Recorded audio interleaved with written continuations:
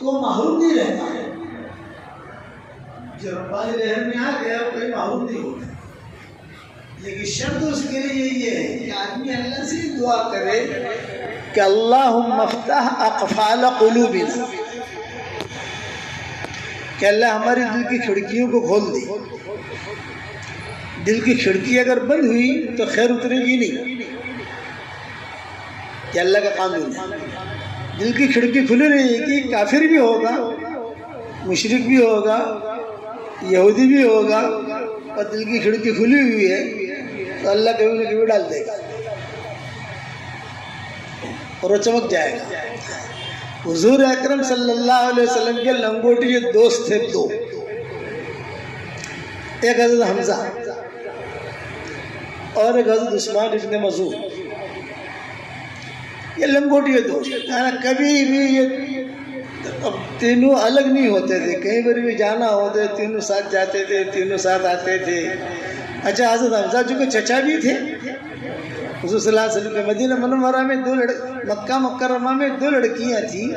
ایک کا نام آمنہ تھا، ایک کا نام حالہ تھا. تو یہ دو لڑکیاں قریش کو بہت پسند تھیں، عبد المطلب کو. اور یہ دو لڑکیاں جو ہے یہ اچھی ہیں، یہ دو لڑکیاں ہمارے گھر میں آنی چاہیے. تو حضور صلی اللہ علیہ وسلم کے والد جو تھے حضرت عبداللہ، یہ کنوارے تھے. تو ان کے نکاح کی بات تھی حضرت عبداللہ کی. تو لے کر گئے. حضرت عاتقہ بھی گئی. سارے کے سارے چچا، ابو طالب، ابو لہب، ابو جہل، یہ سارے کے سارے، ابو سفیان، قریبی رشتہ دار تھے سارے کے سارے. یہ سب گئے حضرت عبداللہ کو لے کر منگنی کرنے کے لیے. اس زمانے میں منگنی کر کے 6 مہینہ رکھتے نہیں تھے. چٹ منگنی پٹویا جو ہے نا یہ عین شریعت ہے. منگنی کی فوراً جو تیاری کر کے نکاح کر لیا. یہ عین شریعت ہے. 6 مہینے تک رکھیں گے، پھر دونوں کو واٹس ایپ پر باتیں کریں گے. یہ سب یہودیوں کا مزاج ہے، ہندوانہ رسمیں ہیں. ہماری شریعت کی رسم نہیں. ہماری شریعت کی رسم تو بہت سیدھی سادھی ہے. حضور صلی اللہ علیہ وسلم تو یہ عبداللہ کو لے کر، حضرت عبداللہ کو لے کر گئے تو دونوں لڑکیاں بیٹھی ہوئی تھی. آمنہ بھی بیٹھی ہوئی تھی اور حالہ بھی بیٹھی ہوئی تھی. تو حضرت عبداللہ سے کہا کہ بیٹا یہ دو بچیاں ہیں، لڑکیاں، بتا کس سے شادی کرنی ہے. اتفاق ایسا ہوا کہ جہاں حضرت آمنہ بیٹھی تھی اس کے سامنے حضرت عبداللہ بیٹھے تھے، اور جہاں حالہ بیٹھی تھی اس کے سامنے عبد المطلب بیٹھے تھے. باقی سارے چچا تھے. تو حضرت عبداللہ نے جو نگاہ ڈالی، نگاہ ڈال کر کہا کہ یہ آمنہ نکاح ہو گیا. اب حالہ بچ گئی. تو عبد المطلب نے کہا کہ بھئی یہ حالہ بچ گئی، چلو میں نکاح کر لیتا ہوں، بچے میرا نکاح اس کے ساتھ کرا دو. تو عبد المطلب کے بیٹوں نے اپنے والد کا نکاح حالہ کے ساتھ کرایا. ہے ممرہ میں ایسا، یہ ممرہ ہے میرا روڈ ہے، یہ ممرہ ہے. مجھے ممرہ میرا روڈ میں فرق پتہ ہی نہیں چلتا، حالانکہ میری بیٹی یہاں رہتی ہے، مجھے پتہ نہیں چلتا. تو آمنہ سے حضور صلی اللہ علیہ وسلم پیدا ہوئے اور حالہ سے حضرت حمزہ پیدا ہوئے. یہ تو دونوں رضائی بھائی بھی تھے اور چچا بھتیجے بھی تھے. لیکن چونکہ چچا بھتیجا ہونے کی وجہ سے کبھی کبھی جو ہے وہ ایک حجاب رہتا تھا، کبھی کبھار یہ نہیں ہوتے تھے ساتھ میں. لیکن عثمان بن مظعون ضرور ساتھ رہتے تھے حضور صلی اللہ علیہ وسلم.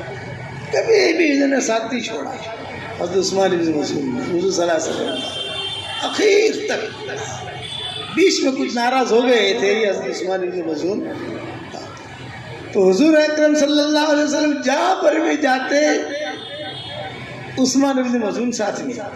اگر کہیں عثمان بن مظعون ہوتے تو لوگ کہتے کہ کہیں نہ کہیں محمد بھی ہوں گے، اور کہیں حضور صلی اللہ علیہ وسلم ہوتے تو لوگ کہتے کہیں نہ کہیں عثمان بن مظعون بھی ہوگا. اتنی گہری دوستی تھی کہ حضور صلی اللہ علیہ وسلم کا نکاح ہوا جب حضرت خدیجہ کے ساتھ، تو دلہے کے ساتھ کچھ لوگ ہوتے جاتے ہیں، کھانا کھاتے ہیں، تو حضور صلی اللہ علیہ وسلم کے ساتھ یہ عثمان بن مظعون تھے۔ حضرت خدیجہ کو معلوم تھا کہ یہ ان کے خاص دوست ہیں حضور کے، تو باقاعدہ ان کے لیے اپنے بنگلے میں ایک کمرہ عثمان بن مظعون کے لیے تیار کر رکھا تھا، انہوں نے وہیں پڑے رہتے تھے۔ کھانا حضور صلی اللہ علیہ وسلم کا جاتا تو ساتھ میں عثمان بن مظعون کا بھی جاتا۔ لیکن جب حضور صلی اللہ علیہ وسلم نے نبوت کا دعویٰ کیا تو یہ عثمان بن مظعون جو ہے یہ رڑ گئے، اپنے بڑھیا بسترا لپیٹتے جو چل دیجیے، میں نہیں رہوں گا۔ ارے بھی کہاں جا رہا ہے عثمان؟ حضرت خدیجہ بھی بہت پریشان، حضور بھی بہت پریشان، ارے عثمان کہاں جا رہے ہو، کہاں جا رہے ہو؟ کہ دوستی تو باقی رکھو، میں جو کہتا ہوں وہ بات ماننی ہو نہ ماننی ہو بات الگ ہے، لیکن دوستی تو رکھو۔ لیکن نہیں یہ تو نے غلط کام کیا، یہ کیا۔ غصے میں اپنا سارا بہت سمجھایا حضور نے، نہیں مانی۔ یہ سمجھ لو کہ رڑ کر ایک دم بھاگ گئے۔ حضرت خدیجہ پر بھی اس کا اثر ہوا کہ میں بچپن دیکھتی آ رہی ہوں کہ شروع سے جب سے میری شادی ہوئی ہے حضور کے ساتھ، تب سے لے کر یہ اب تک کبھی جدائی نہیں ہوئے۔ گھر کے کام اگر حضور صلی اللہ علیہ وسلم کچھ کرتے تو یہ عثمان بن مظعون میں پورا ساتھ دیتے تھے۔ مکان بنانا ہو، اینٹیں لانی ہو، کوئی لانا ہو، سودا لانا ہو، تو عثمان بن مظعون اور حضور صلی اللہ علیہ وسلم دونوں ساتھ۔ کتنی محبت تھی ان کے آپس میں، تو دونوں مشورہ کرتے حضرت خدیجہ اور حضور صلی اللہ علیہ وسلم کے عثمان بن مظعون کو سمجھانا کیسے۔ وہ تو ناراض ہو کے چلے گئے، پرانا یارانہ ختم ہو گیا۔ پرانا یارانہ جو ہوتا ہے وہ آدمی بھولتا نہیں ہے، اسے یاد رکھتا ہے۔ ایک مرتبہ حضور صلی اللہ علیہ وسلم حضرت خدیجہ اپنے گھر کے باہر بیٹھے ہوئے، شام کا وقت تھا اور عثمان بن مظعون وہاں سے گزر رہے تھے۔ اچھا وہ اتنے ناراض ہوئے کہ کبھی حضور صلی اللہ علیہ وسلم کے گھر کے قریب سے گزرتے نا تو یوں مکان یوں ہوتا نا، یوں کر کے کہ دیکھے نہیں، اگر مکان یوں ہے تو یوں کر کے دیکھے نہیں مجھے، تو وہ یوں کر کے جا رہے تھے۔ حضرت خدیجہ نے حضور سے کہا ھذا عثمان بن مظعون، یہ عثمان بن مظعون جا رہے ہیں۔ نبوت مل چکی تھی حضور کو، تو آپ نے خود نے آواز دی ارے عثمان، انہوں نے سنا لیکن نہیں سنی کر دی۔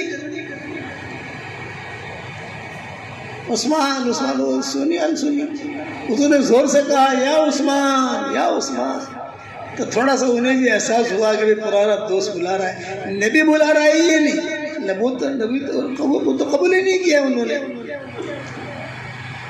تو دیکھا آج کیا کہتے ہو محمد؟ یہ کہا بھائی ایسی بے رخی بھی کیا جو سلام تک نہ پہنچی، ایسے میں کیا ناراض ہے تو آ تو صحیح، بیٹھ بات کر۔ کھجورے کھا تو وہ واپس آئے، جب واپس آئے خدیجہ اڑ گئی، اٹھ کر کمرے میں گئی، کمرے میں جا کر کھجوریں، ٹھنڈا پانی اس دور کے اعتبار سے وہ بھیجا باہر۔ پردہ تو آیا نہیں تھا، اس پردے کے آئے تھے تو بات میں نہ سنی، تو وہ لا کر رکھی۔ تو حضرت خدیجہ گھر میں بیٹھی جو وہ دیکھ رہی تھی کہ دونوں کیا باتیں کر رہے ہیں، پرانے دوست بہت دن بچھڑے ہوئے، بہت دنوں کے بعد جمع ہوئے۔ حضرت عثمان بن مظعون آ کے بیٹھے اور یہاں ہاتھ مارا، کہا بول محمد بول، پرانا یارانہ تھا نا، بول تو کہاں چلا گیا، تو ناراض ہو گیا، یہ تو نے جو ہے سارے معبودوں کو باطل کہہ دیا، بت کا انکار کر دیا، اتنا پرانا ہمارا دھرم چلا آ رہا ہے، پرانا۔ ابھی یہ باتیں ہو رہی تھی کہ اتنے میں حضور صلی اللہ علیہ وسلم نے یوں دیکھا، پھر نیچے دیکھا، پھر یوں دیکھا، پھر نیچے دیکھا، پھر بائیں طرف دیکھا، اس اوپر دیکھتے رہے، نگاہیں نیچے کرتے رہے، کبھی داہنی طرف، کبھی بائیں طرف، کبھی سامنے، اور عثمان بن مظعون جو ہے سارا منظر دیکھتے رہے۔ جب حضور صلی اللہ علیہ وسلم فارغ ہو گئے ان ساری چیزوں سے تو پھر بیٹھے سیٹ ہو کر، حضرت عثمان نے کہا کہ یہ کیا کیا تم نے محمد؟ ایسی چیز تو میں نے کبھی دیکھی نہیں ہے تم سے، کبھی اوپر دیکھ رہے ہو، کبھی نیچے دیکھ رہے ہو، کبھی یہ کبھی یہ۔ تو آپ نے فرمایا مجھ پر قرآن کی ایک آیت نازل ہوئی ہے۔ اچھا تم پر قرآن نازل ہوتا ہے؟ ہاں۔ کہ کون سی آیت نازل ہوئی؟ تو حضور صلی اللہ علیہ وسلم نے یہ آیت پڑھی، ان اللہ یأمر بالعدل والاحسان وإيتاء ذي القربى وينهى عن الفحشاء والمنكر والبغي يعظكم لعلكم تذكرون۔ جب حضور نے یہ آیت پڑھی تو عثمان بن مظعون نے کہا پھر سے پڑھو، تو حضور نے زور سے پڑھی، ان اللہ یأمر بالعدل والاحسان وإيتاء ذی القربى وینہی عن الفحشاء والمنکر والبغی یعظکم لعلکم تذکرون۔ تو عثمان بن مظعون نے کہا کہ اتنی گہری آیت کہ اللہ تعالیٰ عدل اور احسان کا حکم دیتا ہے، رشتہ داروں کے ساتھ بھلائی کا حکم دیتا ہے، برائیوں سے روکتا ہے، تمہیں نصیحت کرتا ہے شاید کہ تم سمجھو۔ تو عثمان بن مظعون نے کہا یہ آسمان سے بھی نازل ہوئی؟ ہاں۔ تو کہا اشہد ان لا الہ الا اللہ و اشہد انک رسول اللہ۔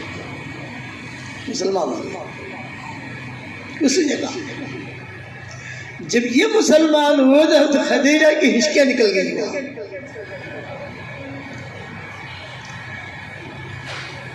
کہ مجنون کا خواب پورا ہوا۔ تھے مشرک، پکے مشرک، مخالف حضرت صلی اللہ علیہ وسلم کے، دوڑنے والے حضور کے، حالانکہ زندگی میں خدمت بھی کی ہے لیکن اب جب مخالف بن گئے، لیکن حضور اکرم صلی اللہ علیہ وسلم نے ان کے ساتھ معاملہ کیا، بھلائی کا معاملہ کیا، دل کی کھڑکی ان کی کھلی ہوئی تھی، وہ ڈھونڈتے تھے کہ کوئی چیز ملے، کوئی چیز ملے، کوئی چیز ملے، تو اللہ اسے محروم نہیں کرتا۔ جب مسلمان ہوئے تو ان کا بسترا پھر یہاں آ گیا، سمجھ گئے نا خدیجہ کے لیے جو کمرہ خالی ہوا تھا وہ کمرہ حضرت خدیجہ نے خدمت کرنی شروع کی، کھجوریں یہاں بھی بیچتی تھی، وہاں بھی بیچتی تھی، وہاں بھی بیچتی تھی۔ اب حضور صلی اللہ علیہ وسلم کے ساتھ کام میں لگ گئے، جہاں حضور صلی اللہ علیہ وسلم جاتے تھے وہاں عثمان بن مظعون بھی جاتے تھے۔ پھر ہجرت بھی کی مدینہ منورہ کی۔ مدینہ منورہ جب ہجرت کر کے حضرت عثمان بن مظعون پہنچے تو صحابہ نے کہا کہ حضرت عثمان بن مظعون کی طبیعت بہت خراب ہوئی۔ یہ مدینہ کا قصہ ہے، وہ پہلا قصہ مکہ مکرمہ کا تھا، یہ مدینہ کا ہے۔ تو عثمان بن مظعون بہت بیمار ہوئے ہیں۔ اچھا تو مجھے لے چلو، آپ نے فرمایا مجھے لے چلو۔ چنانچہ حضور صلی اللہ علیہ وسلم جو گئے صحابہ کے ساتھ، تو ان کا انتقال ہو چکا تھا حضرت عثمان بن مظعون کا۔ حضور نے جا کے دیکھا تو عثمان بن مظعون کا انتقال ہو چکا تھا۔ آپ نے فرمایا انا للہ و انا الیہ راجعون، یہ کہہ کر حضور صلی اللہ علیہ وسلم نے ان کی پیشانی کو بوسہ دیا۔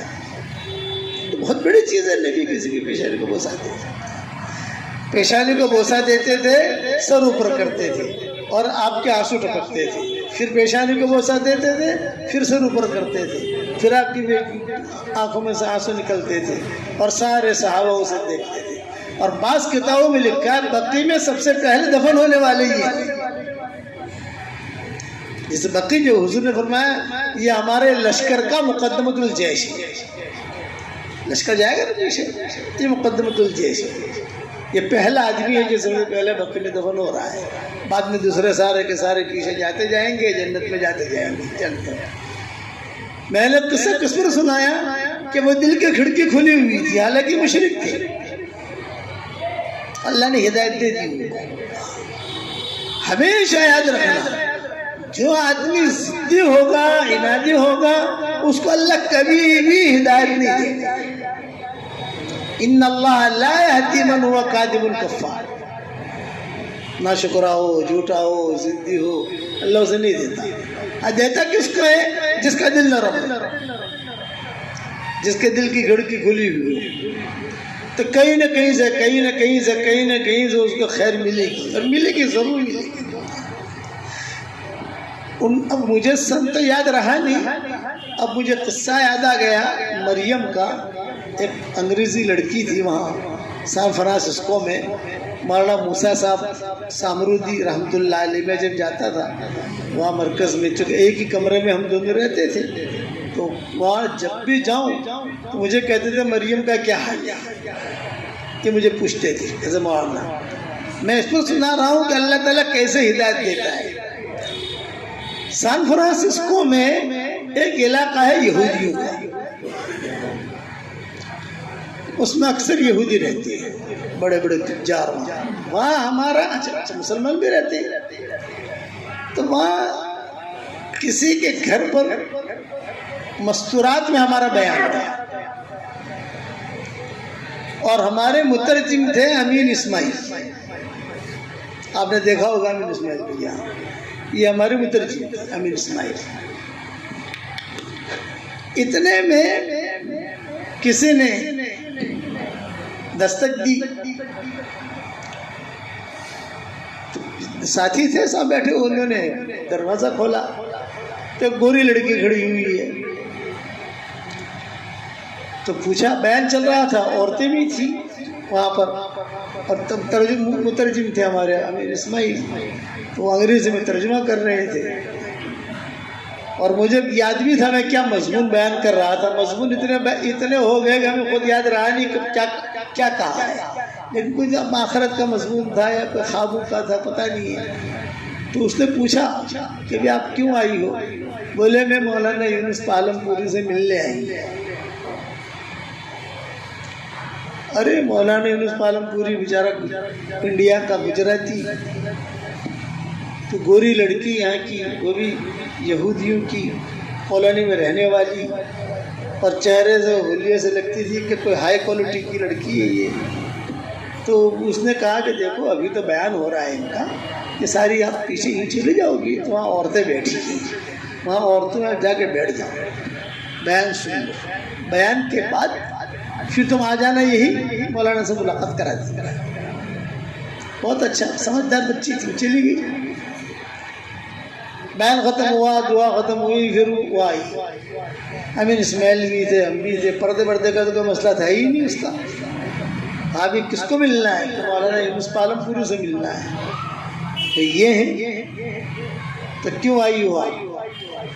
उसने कहा मैंने रात को ख्वाब देखा है, वो लड़की कह रही है, और ख्वाब ये देखा है कि हुजूर सल्लल्लाहु अलैहि वसल्लम मेरे ख्वाब में आए, और ख्वाब में आकर कहा कल ज़ोहर की नमाज के बाद फला जगह एड्रेस दिया घर का, कि वहाँ पर मौलवी यूनुस पालमपुरी का मुस्तरात में बयान होगा, तुम चली जाना और वहाँ जाकर बयान में बैठना, बयान सुनना, और वहाँ जाकर इस्लाम कबूल करना। तो मैं उनसे मिलने आई हूँ और मुसलमान होने आई हूँ। अच्छा, उस ज़माने में खुमैनी का चल रहा था 1980, सारा जहाँ पर भी जाओ तो अमेरिका में जो चेहरा देख कर लोग कहते थे खुमैनी आए, खुमैनी आए, खुमैनी आए, दश करो, बहुत ज़ोर था उस ज़माने में। अरे यार, अमीन इस्माइल ने मुझे कहा भी तो ये कह रही है। मैंने कहा भाई आप कलमा पढ़ा दो उसको, कलमा तो हम पढ़ा देते हैं, बाद में जो है उसके यहाँ की इस्लामिक सेंटर में चले जाएगी, वहाँ जाकर अपनी तरबियत वगैरह करे। चलिए नाम रख लो, कि क्या नाम रखो? मैंने कहा मरियम। मरियम के नाम से वो लोग मानुस होते हैं। फिर मैंने कहा जरा इंक्वायरी तो करो कि ये लड़की है कौन। तो अमीन इस्माइल ने पूछा कि वो हिदायत कैसे मिलती है वो समझा रहा हूँ मैं आपको।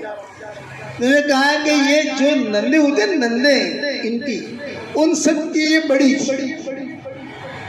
पूरे अमेरिका की, और ये मुसलमान होने आई, इस्लाम कबूल किया। तो मैंने अमीन भाई से कहा, मैंने कहा यार ये सारी इतनी नंदू की ये बड़ी है, ये मुसलमान होगी, हमारा नाम आएगा, टीवी में हमारा नाम आएगा, तो धमाल हो जाएगी भाई।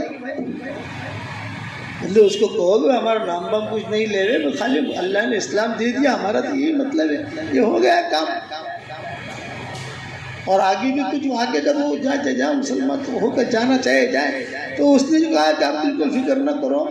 میں نے کہا کہ تم جو ہے اتنے بڑے درجے پر ہو حکومت کے، اور جو پوپ ہے اس کے ہاتھ کے نیچے ہو، تم اتنا اسلام قبول کرو گی تو دنیا میں دھمالی قبول ہوگی، لیکن آپ کا نام کہیں نہیں آئے گا.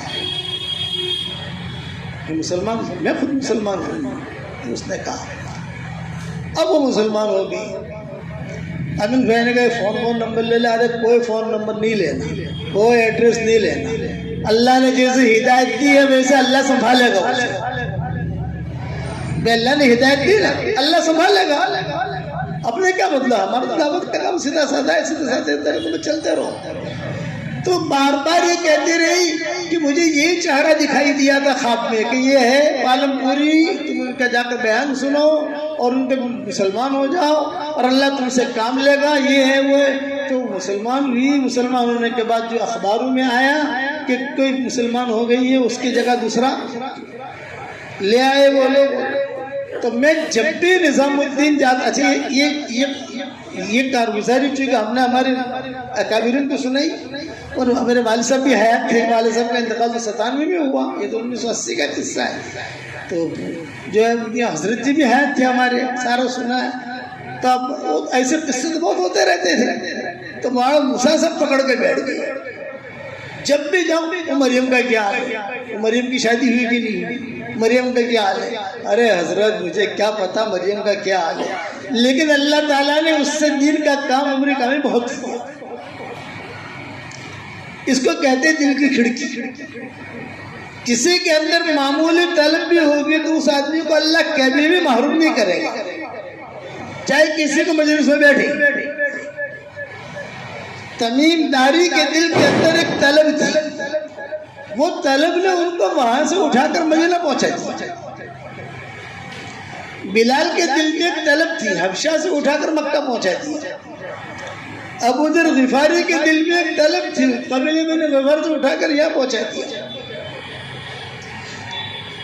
عبداللہ ابن سلام کے دل میں ایک طلب تھی، وہ انتظار میں تھے کہ کوئی نبی آنے والا ہے، کوئی نبی آنے والا ہے، کوئی نبی آنے والا ہے. چونکہ عالم تھے عبداللہ ابن سلام، طلب تھی. اللہ تعالیٰ نے آتے ہی وہ مسلمان ہو. انس بن مالک کہتے تھے میں چھوٹا سا تھا. انس بن مالک شروع میں یتیم ہو چکے تھے. ام سلیم نام تھا ان کی والدہ کا، انس بن مالک کی والدہ کا. تو ام سلیم کہتی تھی کہ حضور صلی اللہ علیہ وسلم مدینہ منورہ ہجرت کر کے آئے تو انصار، مہاجرین، اوس، خزرج، یہ سارے کے سارے حضور کے پاس جاتے تھے ہدیے لے کر کہ اللہ کے نبی آئے. کوئی عطر دیتا، کوئی کپڑا دیتا، کوئی پنیر دیتا، کوئی کھجور دیتا. تو ام سلیم کہتی تھی کہ میں اکیلے کھڑی ہوئی دیکھتی تھی کہ اللہ میرے پاس تو کچھ بھی نہیں ہے، میں کیا دوں؟ میں تو غریب عورت ہوں، میرے پاس تو کچھ بھی نہیں، یہ کیا دوں؟ جب صاحب نے دے دلا کر فارغ ہو گئے تو پھر اللہ نے کچھ میرے دل میں بات ڈالی. میں حضور کے پاس گئی اور میں نے کہا حضرت میں بیوہ ہوں، میرے پاس کچھ بھی نہیں ہے، یہ میرا بیٹا ہے 5-6-7 سال کا، اس کا نام انس ہے، یہ میں آپ کو ہدیہ دے دیتی ہوں. تب سے خادم بنے حضور صلی اللہ علیہ وسلم کی، انس بن مالک. چونکہ ام سلیم ان کی والدہ کا نام تھا. اب حضور صلی اللہ علیہ وسلم سے اتنا قریب یہ نہیں تھی ام سلیم، بس اتنا ہے کہ یہ ام سلیم حضرت انس کی والدہ ہے، اتنا پتا تھا حضور. تو ام سلیم بیٹھی ہوئی خوبصورت تھی، قبول صورت تھی، لہیم شہیم تھی، صحت بھی اچھی تھی. تو ابو طلحہ ایک تاجر تھے مکہ مدینہ منورہ میں، وہ آئے، کہا ام سلیم میں تجھ سے نکاح کرنا چاہتا ہوں. تو ام سلیم نے کہا کہ نہیں. کہ کیوں؟ دیکھ میں مالدار ہوں، صحت مند ہوں، منع کیوں کر رہی؟ میں کہا میں مسلمان ہوں تو بے ایمان ہے، تو کیسے شادی ہوگی تیری میری؟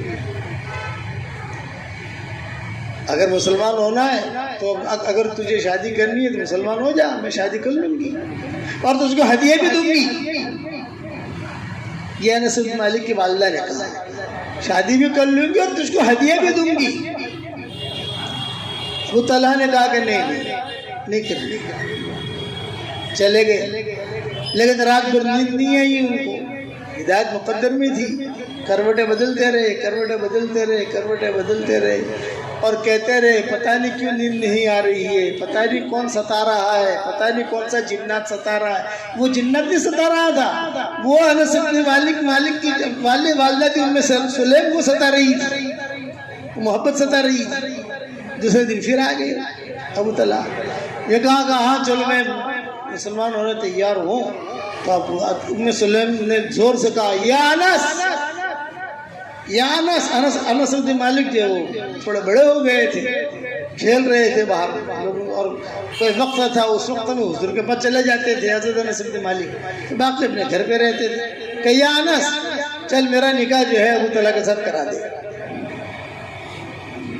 چنانچہ حضرت انس بن مالک نے نکاح پڑھایا اپنی ماں کا ابو طلحہ کے ساتھ. ممرہ میں کوئی ایسا ہے، میرا روڈ میں ایسے کوئی ایسا ہے بھائی؟ حضور کو اطلاع، حضور نے فرمایا ماشاء اللہ ماشاء اللہ ماشاء اللہ، مبارک مبارک. مہر کیا طے ہوا؟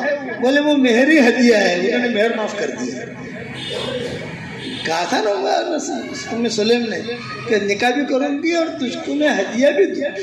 تو چنانچہ وہ ہدیہ کیا کہ مہر معاف کر دیا.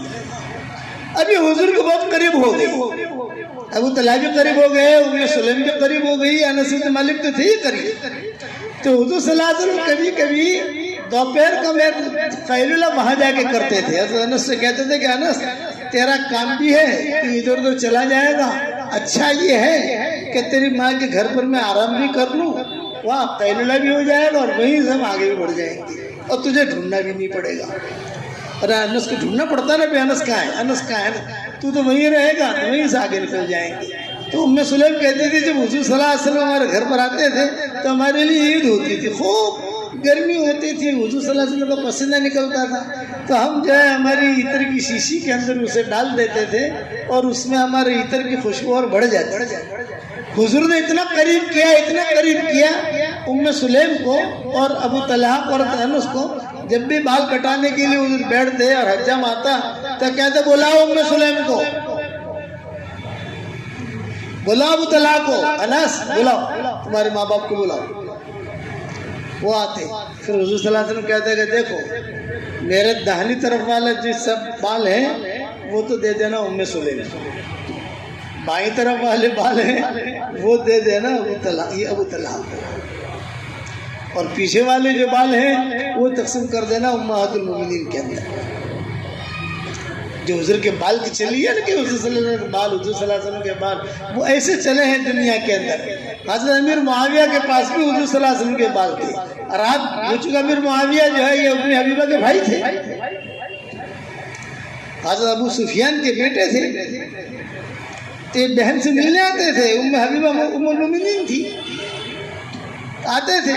تو رات کو حضور صلی اللہ علیہ وسلم تہجد کے لیے اٹھتے تو یہ امیر معاویہ جو یہ لوٹا لے کر پیچھے سے جاتے خدمت کے لیے، ادھر رکھ دیتے یہ رکھ دیتے. حضور کہتے بھئی کون ہے یہ؟ کہا امیر معاویہ ہے. کون؟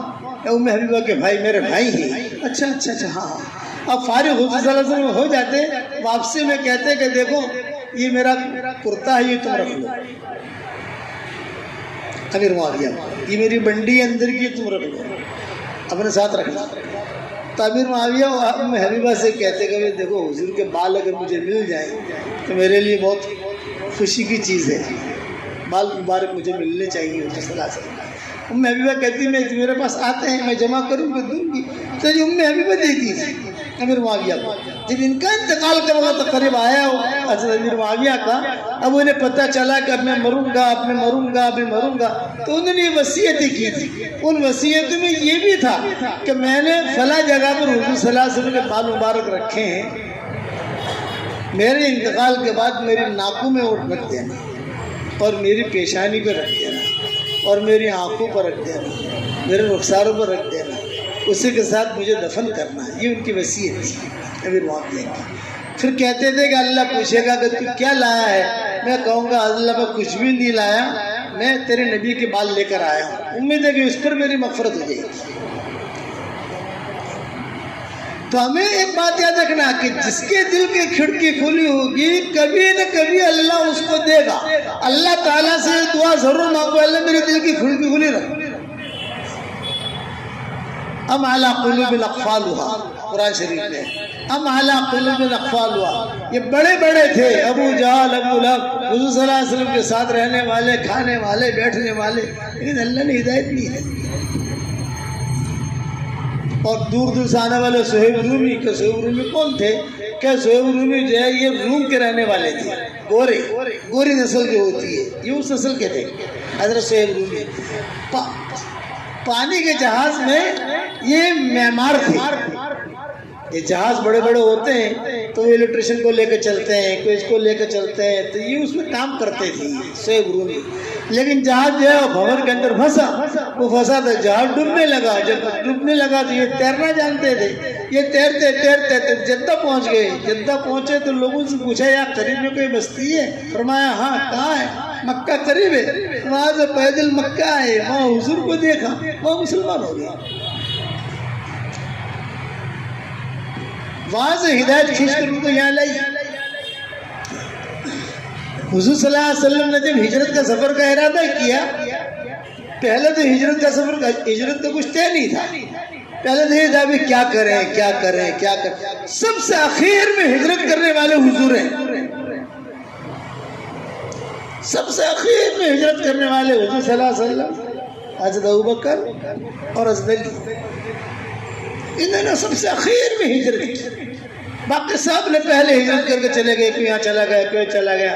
صدیق اکبر کو لوگ بہت پریشان کرتے تھے, تو حضور صلی اللہ علیہ وسلم کے پاس آئے ابوبکر, فرمایا حضرت ایک بات کرنا چاہتا ہوں لیکن بہت شرم آتی ہے. نے فرمایا بولو کیا کہنا چاہتے ہیں؟ حضرت آپ کو برا تو نہیں لگے گا, بتاؤ کیا کہنا چاہتے ہیں؟ ابوبکر اور حضور کا معاملہ وہ تو آپ کے سامنے. صدیق اکبر نے کہا حضرت میں تھک گیا, میری دو بچیاں ہیں اسماء اور عائشہ, بوڑھا باپ ہے ابو قحافہ, میری بیوی ہے, اتنا پریشان کرتے ہیں یہ مکہ والے, میں تھک گیا ہوں, آپ مجھے اجازت دے دیں میں ہجرت کروں. آپ نے فرمایا کہ تم ہجرت کرو گے تو ہم کہاں جائیں گے؟ پریشان تو ہم کو بھی کرتے ہیں, میں کہاں جاؤں گا, میں اکیلا رہوں گا یہاں. صدیق اکبر نے کہا کہ حضرت آپ کو تو کوئی نہ کوئی مل جائے گا. آپ نے فرمایا کون ملے گا, سب تو چلے گئے. صدیق اکبر نے کہا کہ حضرت آپ مجھے اجازت دے, میں چاہتا ہوں کہ کہیں چلا جائے. آپ نے فرمایا اچھا. تو صدیق اکبر سب کو لے کے چلے حبشہ کی طرف, ہجرت شروع کر اور روانہ ہو گئے. حضور سے مل کر گئے, یہ نہیں کہ چھپ کر گئے. حضور بہت پریشان کرتے ہیں, رات کو پتھر مارتے ہیں, رات کو گھروں میں آ جاتے ہیں, بچیاں ہوتی ہیں, مجھے ڈر لگتا ہے. عائشہ بھی چھوٹی ہے, میری اسما بھی چھوٹی ہے, باپ جو ہے بوڑھا ہے میرا ابو قحافہ, اور یہ ام رومان یہ کبھی بیمار رہتی ہے. آپ نے فرمایا نہیں, آپ جاؤ. چنانچہ ابوبکر حبشہ کی طرف چل دی. آدھا رستہ طے کیا, آدھا رستہ طے کر کے مکہ کا کوئی تاجر ملا صدیق اکبر کو. ارے ابوبکر کہاں جا رہے ہیں؟ یہاں یہ ہمیں مکہ والے ستا رہے ہیں, مجبور ہو کے نکلا ہوں, مجبور ہوتا. تو اس نے کہا نہیں, تم جیسا آدمی مکہ چھوڑے یہ نہیں ہو سکتا. تم جیسا آدمی مکہ چھوڑے, مکہ یتیم ہو جائے گا. تم جیسے کو تو مکہ والوں کو ضرورت ہے, آپ چلو. دیکھو میں کیسے آؤں, وہاں تو پریشان کر دیں. دیکھو میں ذمہ دار ہوں. صدیق اکبر نے کہا, جو تاجر تھا اس نے کہا میں ذمہ دار, نام مجھے یاد نہیں آ رہا ہے, حدیث میں نام بھی آتا ہے اس کا. اس نے کہا میں ذمہ دار ہوں, تم فکر مت کرو, آپ چلو, میں امن دیتا ہوں. چنانچہ لائے مکہ مکرمہ واپس. جب مکہ مکرمہ واپس لائے تو حضور صلی اللہ علیہ وسلم, یہ صاحبزادیاں تھی نا حضرت فاطمہ وغیرہ سب, انہوں نے حضور کو آ کر کہا ابوبکر آ گئے, ابوبکر آ گئے. ارے ابوبکر تو حبشہ گئے. ارے نہیں میں نے دیکھا گھر کھلا ہے, گھر کھلا ہے, وہ آ گئے. آپ نے فرمایا اچھا, اللہ واپس لائے. پھر سے تاجر نے اعلان کر دیا، یہ کہا کہ دیکھو بھائی میں ابو بکر کو میں نے پناہ دی ہے، اس کے بیٹے بیٹی سب کو میں نے پناہ دی ہے، کوئی اسے مار نہیں سکتا۔ مکہ والوں نے کہا، ابو جہل نے کہا ایک شرط پر تیری پناہ منظور ہے، یہ نماز نہیں پڑھیں گے، یہ قرآن نہیں پڑھیں گے۔ تو انہوں نے کہا بھی گھر میں تو پڑھ سکتے ہیں، گھر میں پڑھ سکتے ہیں، حرم میں نہیں۔ اس شرط پر جو ہے ان کی مکہ میں قیام مقرر ہوا۔ ہاں بھی ہم جو ہے اب میں حرم میں نہیں پڑھوں گا، گھر میں تو پڑھ سکتا ہوں نا، بے اپنا گھر ہے، گھر میں پڑھے۔ تو گھر میں قرآن پڑھتے تھے، گھر میں جو ہے نماز پڑھتے تھے، لیکن جب نماز کے لیے کھڑے ہوتے تو پورا مکہ دیکھنے کے لیے آتا تھا، قرآن پڑھتے تو پورا مکہ سننے کے لیے آتا تھا۔ تو ابو جہل نے کہا یار یہ تو حرم میں پڑھے یا گھر میں پڑھے، ایسے نہیں کیے، سارا مکہ آ رہا ہے ان کو دیکھنے کے لیے، تو ان کو منع کرو۔ تو پھر تاجر نے کہا کہ میں منع نہیں کر سکتے، گھر میں پڑھ رہے ہیں، یہ اپنے دین کا پرچار نہیں کر رہے، گھر میں تو کوئی بھی آدمی پڑھ سکتا ہے۔ اتنے میں حضور صلی اللہ علیہ وسلم دوپہر کے وقت میں آئے، صدیق اکبر کے پاس۔ یہ حضرت عائشہ کہتی تھی کہ عام طور سے حضور صلی اللہ علیہ وسلم رات میں آتے تھے تاکہ کسی کو پتہ نہ چلے کون کہاں جا رہا ہے، کون کہاں جا رہا ہے، لیکن اب کی مرتبہ دوپہر میں آئے، گرمی بہت تھی اور آگے دروازہ کھٹکھٹایا۔ حضرت عائشہ کہتی تھی میں چھوٹی تھی، میں نے دروازہ کھولا تو حضور، تب ابو بکر نے پوچھا کون؟ محمد۔ صدیق اکبر کھڑے ہو گئے، ارے ماشاءاللہ ابو بکر آ گئے، آ گئے، آ گئے، آ گئے۔ بیٹھے، بیٹھ کر حضور صلی اللہ علیہ وسلم نے فرمایا ابو بکر ایک پرائیویٹ بات کرنی ہے، صرف میں اور تم جانے، ان بچیوں کو تھوڑا سا ہٹا دو یہاں سے، یہ آپ نے کہا۔ تو صدیق اکبر نے، اچھا بچیاں کون تھی؟ حضرت اسماء تھی، حضرت عائشہ تھی، وہ دونوں بچیاں بھی سن رہی ہیں۔ تو حضرت ابو بکر نے کہا تو جی میری بچیاں ہیں، یہ مکہ والوں کوئی بات کرے گی نہیں۔ تو آپ نے فرمایا نہیں یہ بہت پرائیویٹ بات ہے، اہم وحی آئی ہے آسمان سے اور سب کے سامنے کہنا مناسب نہیں ہے، چپکے سے ہم سمجھ کے مشورہ کر کے کام کر لیں گے۔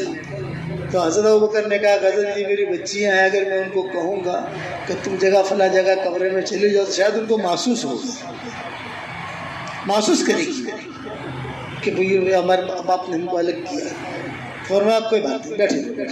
پھر حضور صلی اللہ علیہ وسلم نے کان میں کہا ابو بکر سے، ابو بکر ابھی آسمانوں سے فیصلہ ہوا ہے اور ابھی وحی آئی ہے کہ تم جو ہے مدینہ کی ہجرت کرو۔ تو میں نے جبریل سے پوچھا میں اکیلا کیسے جاؤں، میرے ساتھ کوئی ہونا چاہیے۔ تو جبریل نے کہا اللہ نے کہا ہے ابو بکر کو اپنے ساتھ لے لو۔ جب یہ جملہ صدیق اکبر نے سنا میرا نام آسمانوں سے، اللہ نے کہا ابو بکر کو ساتھ لے لو، بہت روئے صدیق اکبر حضور سے مل کر، میرا نام، اللہ میں تو چلا گیا تھا حبشہ کی طرف، میرا نام کہاں، تیرا نام لیا گیا ہے اور ہم دونوں کو نکلنا ہے، ترتیب سے نکلنا ہے وغیرہ وغیرہ جو بھی ہے۔ یہ خبر کسی کو تھی نہیں، لیکن صہیب رومی ایک ایسا آدمی تھا کہ انہیں یہ بھنک پڑ گئی تھی صہیب رومی کو۔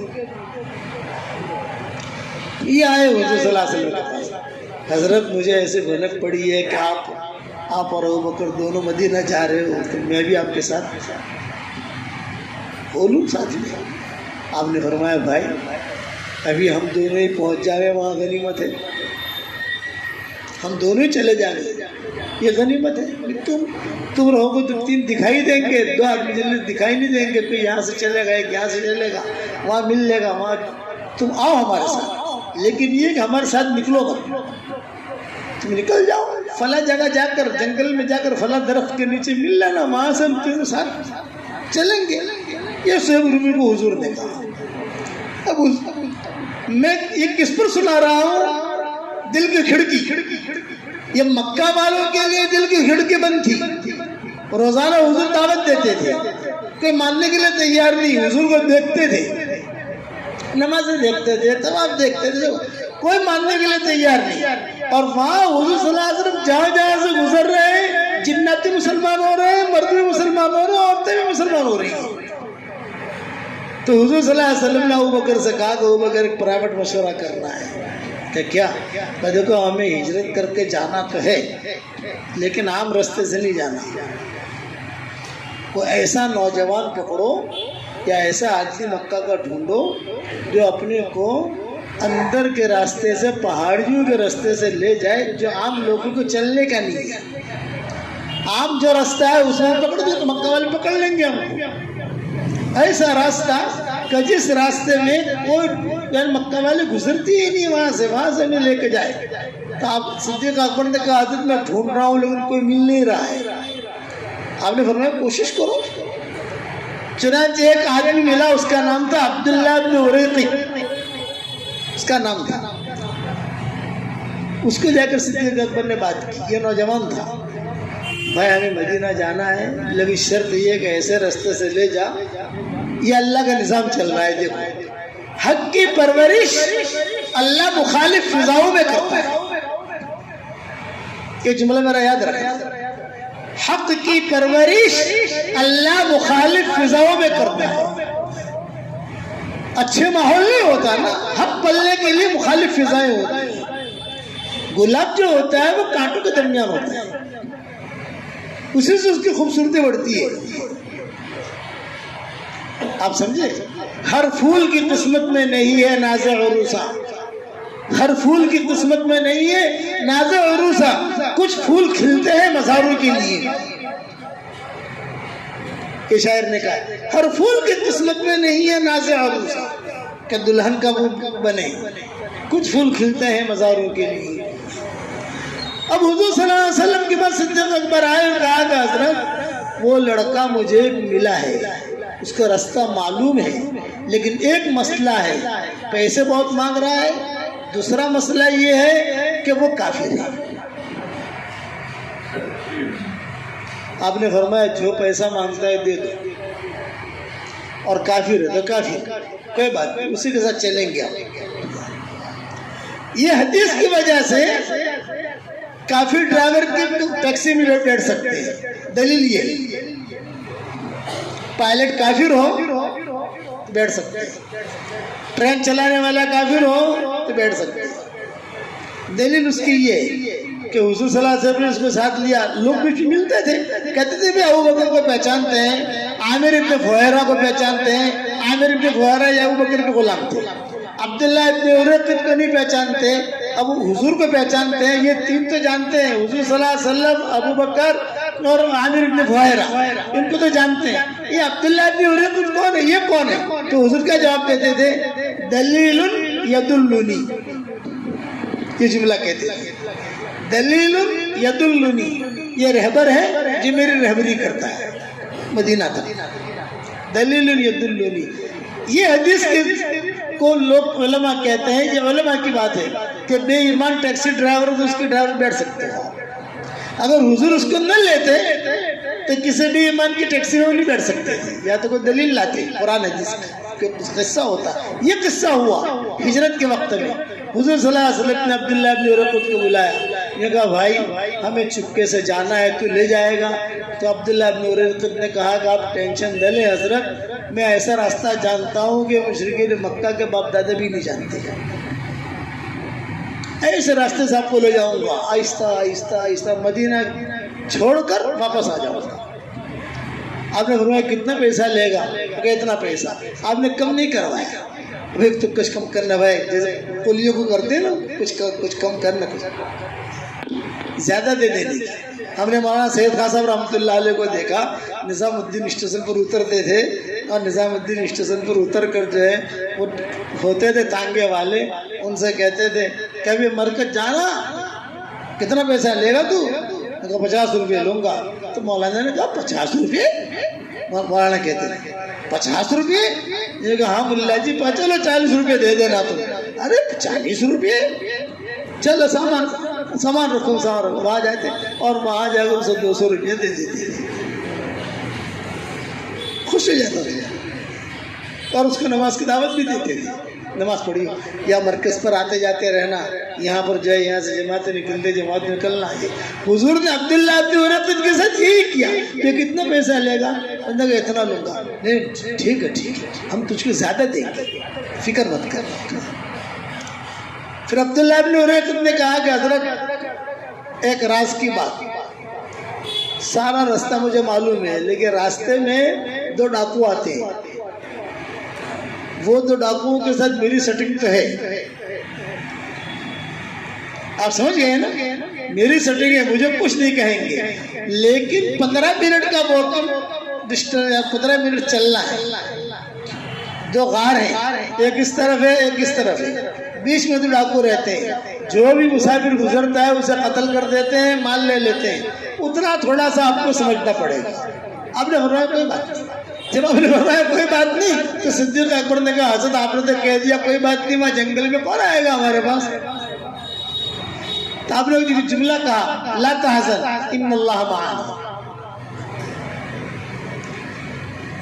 حضرت موسیٰ علیہ السلام نے کہا تھا قال کلا ان معی ربی سیہدین، میرا ساتھ میرا اللہ ہے. حضور نے میرے ساتھ نہیں کہا، یہ کہا ان اللہ معنا، اللہ ہمارے ساتھ ہے، یعنی پوری امت کے ساتھ ہے.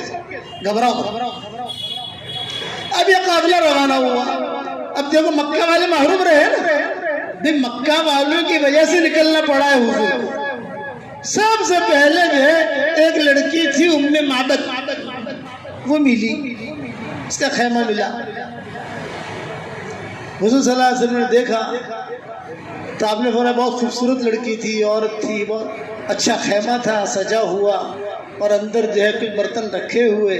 تو حضور صلی اللہ علیہ وسلم وہاں قریب گئے اور قریب جا کر کہا کہ دیکھو ہم لوگ بھوکے ہیں، پیاسے ہیں، 4 آدمی ہیں ہم لوگ، ہمارے پاس کوئی چیز کھانے کی ہے نہیں اور دودھ پینے کی ہماری خواہش ہے، اگر تم ہمیں دودھ پلا دو. تو اس نے کہا بکریاں تو ہے نہیں میرے پاس.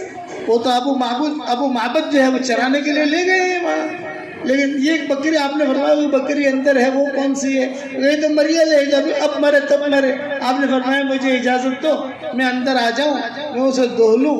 تو اس نے کہا حضرت یہ تو مرنے کے قریب ہے، یہ تو اب مرے تب مرے، تم مجھے اجازت تو دے دو. ہاں جاؤ.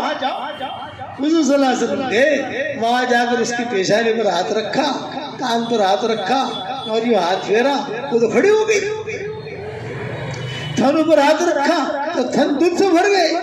حضور صلی اللہ علیہ وسلم خود نے دودھ دھویا ہجرت کے سفر میں، اور پیالہ بھر کے حضور نے پیا، اور ابو بکر کو پلایا، عامر ابن فہیرہ کو پلایا، اور عبداللہ ابن ارقط کو پلایا، یہ ام معبد کو پلایا. ابن معبد نے بھی پیا، اور پھر جو ہے پیالہ بھر کے رکھا، اگر تیرا شوہر رات کو آئے گا اس کو بھی پلا دینا. یہ حضور نے کہا. آگے بڑھے، جب آگے بڑھے تو مشرکین مکہ ڈھونڈ رہے تھے حضور صلی اللہ علیہ وسلم کو. تو جناتوں نے وہاں اعلان کیا مکہ میں، ارے تم لوگ محروم رہ گئے، تمہاری لڑکی نے جنگل میں اسلام قبول کر لیا، ام معبد مسلمان ہو گئی. اس نے دعوت دی، وہ مسلمان ہو گئی. یہ کہ تم جو ہے مکہ میں رہ کر نبی تمہارے پاس پتہ نہیں کتنے مرتبہ آیا اور تم نے اس کی بات نہیں مانی. تمہاری لڑکی ام معبد کو جا کے پوچھو کہ اس کے ساتھ کیا ہوا، اور وہ لڑکی مسلمان ہو گئی، اور اس کو کتنے اللہ نے برکتیں دی. ام معبد کہتی تھی کہ حضور جب سے میرے پاس آئے ہیں تب سے میرے پاس برکتیں ہیں. وہ خوشبو جب حضور یعنی میرے خیمے میں آئے، وہ خوشبو اب تک ختم نہیں ہوئی. مکہ والے محروم ہو گئے، دل کی کھڑکی بند، اور اللہ نے اس کو ہدایت دی. میرے والد صاحب رحمۃ اللہ علیہ فرماتے تھے کہ دعوت کا کام کیے جاؤ، لوگوں کو دعوت دو. کبھی اللہ تعالیٰ ایک کو ہدایت دے گا، وہ اگر نہ مانا تو اللہ تعالیٰ دوسری جگہ ہدایت کو پھیلائے گا. ابا ایک بات اور کہتے تھے کہ گشت کرو تو اس گشت کا اثر اس گلی میں نہیں ہوگا جہاں تم گشت کر رہے ہو، لیکن اس کا ہتھوڑا لندن پر پڑے گا، اس کا ہتھوڑا امریکہ پر پڑے گا. کیا کہ اللہ وہاں ہدایت کو پھیلائے گا. شرط یہ ہے کہ وہ گشت اللہ کے لیے. آج ہمارے یہاں معاملہ یہ ہے کہ آج ہماری نیتیں بگڑ گئی. اور میں کل نیرل مرکز میں تھا، جبرات کے دن تھے وہاں، میں نے کہا کہ اب مرکز میں نے کہا دیکھو آج کل اللہ معاف فرمائے جو مرد حضرات ہیں ان کو پیر بننے کا شوق بہت ہو گیا اور عورتیں ان کو آپائیں بننے کا شوق بہت ہو گیا. یہ شوق ٹھیک نہیں. پیر تو اللہ بناتا ہے اور آپا بھی اللہ بناتا ہے. اخلاص کے ساتھ اگر اللہ کے بندوں کو اللہ کی طرف ہم بلاتے رہیں گے تو 100 نسلوں تک اللہ ہماری اولاد کی رعایت رکھے گا. 100 نسلوں تک. یہ معبد مسلمان ہو گئی, مکہ والے محروم ہو گئے. اتنا بڑا قافلہ جتھا محروم ہو گیا. بعد میں یکا دکا آتے رہے, مسلمان ہوتے رہے, آتے رہے, مسلمان ہوتے رہے. اور وہ جناتوں نے خبر دے دی مکہ والوں کو. اب یہ لوگ آگے بڑھے. اب آگے یہ قصہ سنو. وہ تو ڈاکو ملے جس کا کہا تھا نا, کہا تھا آپ ڈاکوؤں کے ساتھ میرے سٹیں گے. تو عبداللہ ابن اریقط نے کہا کہ وہ دونوں کھڑے ہیں حضرت, پلیز اب میں کچھ نہیں کر سکتا ہوں. میں تو جاؤں گا, ان کے پیسے ویسے دے کر جو بھی ہے میرا میں نکل جاؤں گا, کچھ مجھے بولیں گے نہیں. یار آپ اپنا سنبھال لینا. آپ نے فرمایا گئے تو ڈاکوؤں نے جو تلواریں رکھ دی سامنے. ٹھہریے, کہاں جا رہے ہیں آپ؟ پیسہ دو. یہ اٹھنے پر کیا ہے؟ سارا سامان نکالو. باتیں شروع کی, دادا گیری کی. تو حضور صلی اللہ علیہ وسلم نے جواب کیا دیا, بھئی ٹھیک ہے آپ کو جو چاہیے ہم دے دیں گے, لیکن یہ تو بتاؤ آپ دونوں کا نام کیا ہے؟ نام پوچھا. تو دونوں نے غصے میں کہا مہانان. مہانان کا مطلب ذلیل لوگ. آپ نے فرمایا لا لا لا بل انتما مکرمان, تم تو عزت والے ہو. یہ اخلاق. لا لا لا بل انتما مکرمان, تم تو عزت والے ہو. انہوں نے کہا کسی نے بھی ہمیں عزت والا نہیں کہا, کسی نے بھی نہیں کہا. یہ آدمی کہتا ہے تو انہوں نے تلواریں رکھ دی. آئیے آئیے حضرت, آئیے آئیے. حضور کو جو ہے اپنے خیمے میں بٹھایا, اپنے غار میں بٹھایا, ٹھنڈا پانی پلایا, کھجوریں کھلائی. اور وہ عبداللہ ابن اریقط جو تھا, وہ عبداللہ ابن اریقط جو تھا نا, جو دلیل تھا, رہبر تھا, وہ تو نکل کر سامنے کھڑا ہو گیا کہ یہ لوگ آئیں گے تو لے کے جاؤں گا, اور اگر مار دیا تو واپس مکہ چلا جاؤں گا.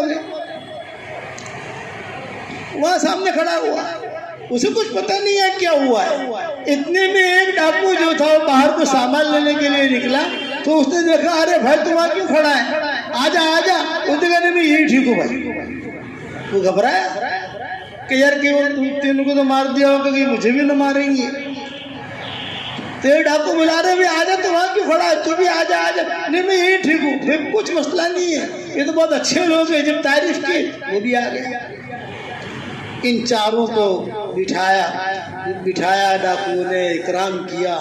پھر حضور صلی اللہ علیہ وسلم نے کہا کہ دیکھو میں اللہ کا نبی ہوں, میں مدینہ جا رہا ہوں, بس تم میری صرف ایک مدد کرنا, میں یہاں سے گزرا ہوں, کسی کو بتانا مت. یہ آپ نے کہا میں یہاں سے چپکے سے گزر رہا ہوں, کسی کو بتانا مت, اور میں اللہ کا نبی ہوں, اللہ کی طرف بلاتا ہوں, اور تم دونوں کو مدینہ آنے کی دعوت دیتا ہوں.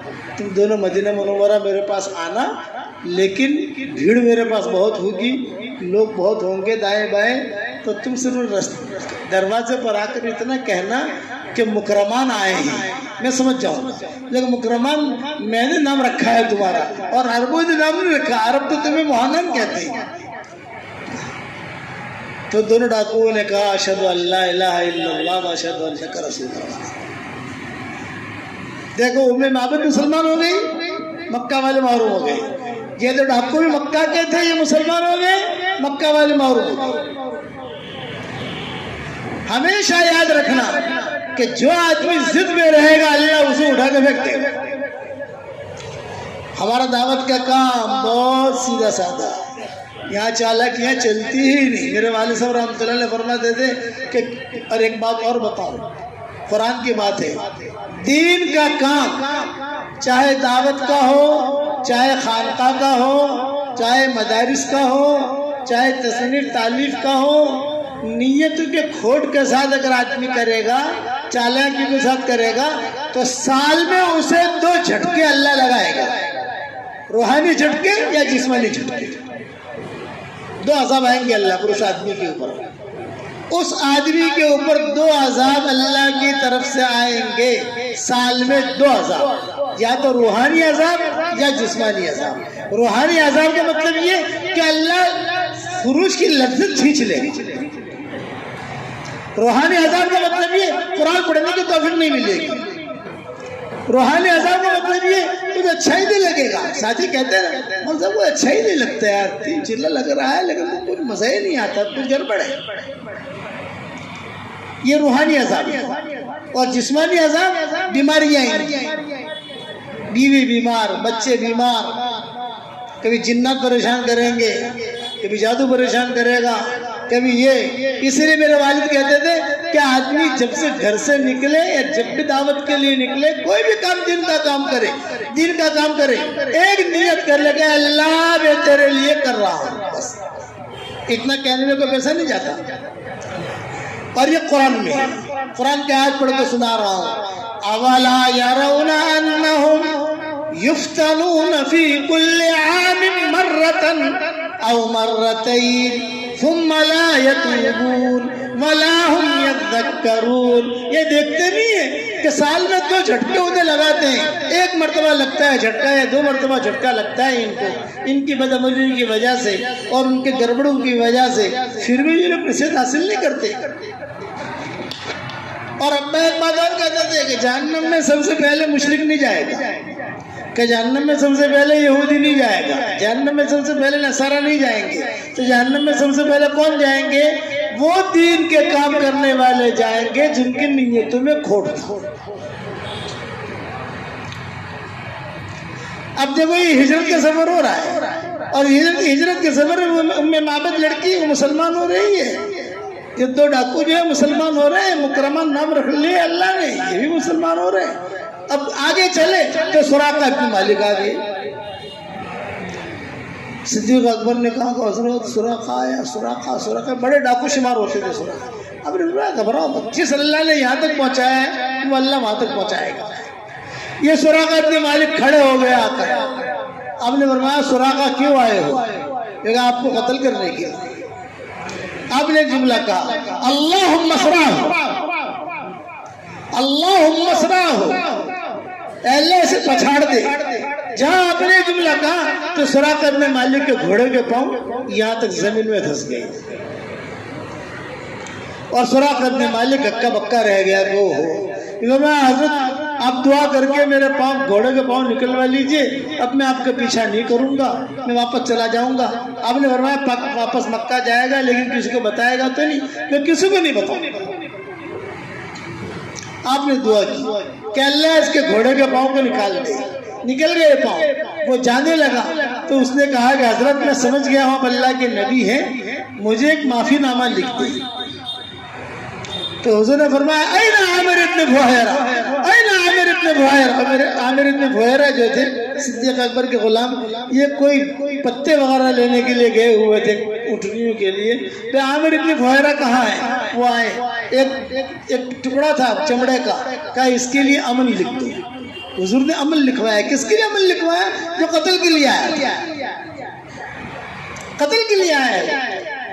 پھر حضور صلی اللہ علیہ وسلم نے کہا کہ سراقہ آج تو مجھے قتل کے لیے آیا ہے، ایک دن آئے گا اللہ تجھے ہدایت دے گا اور کسریٰ کے کنگن تجھے پہنائے جائیں گے. یہ حضور نے جنگل میں کہا آج تو مجھے قتل کے لیے آیا ہے، ایک دن آئے گا کہ کسریٰ کے کنگن تجھے پہنائے جائیں گے. سراقہ رونے لگے. غزوہ احد کے بعد یہ مسلمان ہوئے. سراقہ ابن مالک پہلے مسلمان نہیں ہوئے، لیکن مکہ مکرمہ جا کر کسی کو کچھ نہیں کہا. مکہ والے پوچھتے رہے ارے سراقہ ملے؟ بولے مجھے کچھ پتا نہیں، مجھے تو کہیں نہیں ملے. تم لوگ پھکو مت، وہ تو مدینہ پہنچ گئی، وہ تو مدینہ پہنچ گئی، مدینہ پہنچ گئی. پھر جب کسریٰ قیصر فتح ہوئے اور مال آیا مدینہ منورہ تو حضرت عمر تقسیم کر رہے تھے سب مال. بہت مال آیا حضرت عمر کے زمانے میں، بہت مال آیا. کتابوں میں لکھا ہے کہ یہ ایران سے ان کا قالین آیا 2.5 ایکڑ لمبا تھا. 2.5 ایکڑ. اب مسجد نبوی کے باہر یہ پھیلا دیا. ایران کے قالین بہت معروف ہوتے ہیں, 2.5 ایکڑ لمبا. حضرت عمر کھڑے رہے وہاں اور ساری شورا کو بلا کر کہا بتاؤ کیا کرنا ہے اس کا. تو سب نے ایک رائے دی, حضرت عثمان نے, حضرت علی نے, عبداللہ بن مسعود نے, سب نے ایک رائے دی. ہماری رائے یہ ہے کہ اسے محفوظ کر لیا جائے تاکہ قیامت تک کے آنے والے حاجی آ کر دیکھیں کہ اللہ نے کیسے فتوحات دی. حضرت عمر نے کہا نہیں. صحابہ نے کہا حضرت یادگار ہے, یادگار. تو حضرت عمر نے کہا یہ گناہ کی یادگار ہے, اس پر شرابی پی گئی, اس پر زناکاریاں ہوئی ہیں, اس پر مسلمانوں کے خلاف سازشیں کی گئی ہیں. گناہ کی یادگار کو میں باقی رکھنا نہیں چاہتا. چنانچہ سب کو ٹکڑا کروائے, ٹکڑا کرا کر مسلمانوں میں تقسیم کر دیا حضرت عمر نے. اتنا مال آیا. یہ کنگن بھی آئے. جب کنگن آئے تو حضرت عمر نے کہا اینَ سراقہ ابن مالک, اینَ سراقہ ابن مالک, کہاں ہے سراقہ ابن مالک, کہاں ہے سراقہ ابن مالک. سراقہ ابن مالک کھڑے ہو گئے, بوڑھے ہو گئے تھے. آہستہ آہستہ کانپتے کانپتے کانپتے ممبر تک پہنچے. میں ہوں انا سراقہ ابن مالک, میں سراقہ ابن مالک ہوں. فرمایا اپنا قصہ سناؤ. حضور صلی اللہ علیہ وسلم نے تمہیں کیا کہا تھا؟ چنانچہ سراقہ ابن مالک نے کہا میں حضور کو قتل کرنے کے لیے گیا تھا تو حضور نے مجھے کہا تھا کہ سراقہ ایک دن آئے گا, کسریٰ فتح ہوگا اور اس کے کنگن تجھے پہنائے جائیں گے. تو اب میں جو ہے کھڑا ہوں, کنگن مجھے پہناؤ. چنانچہ حضرت عمر نے ان کے دونوں ہاتھوں میں کنگن خود پہنے اور کہا یہ ہاتھ اوپر کرو, سب کو دکھاؤ. سب کو دکھایا. پھر حضرت عمر نے ایک آیت پڑھی, صدق اللہ و رسولہ, اللہ نے سچ کہا, اس کے رسول نے سچ کہا.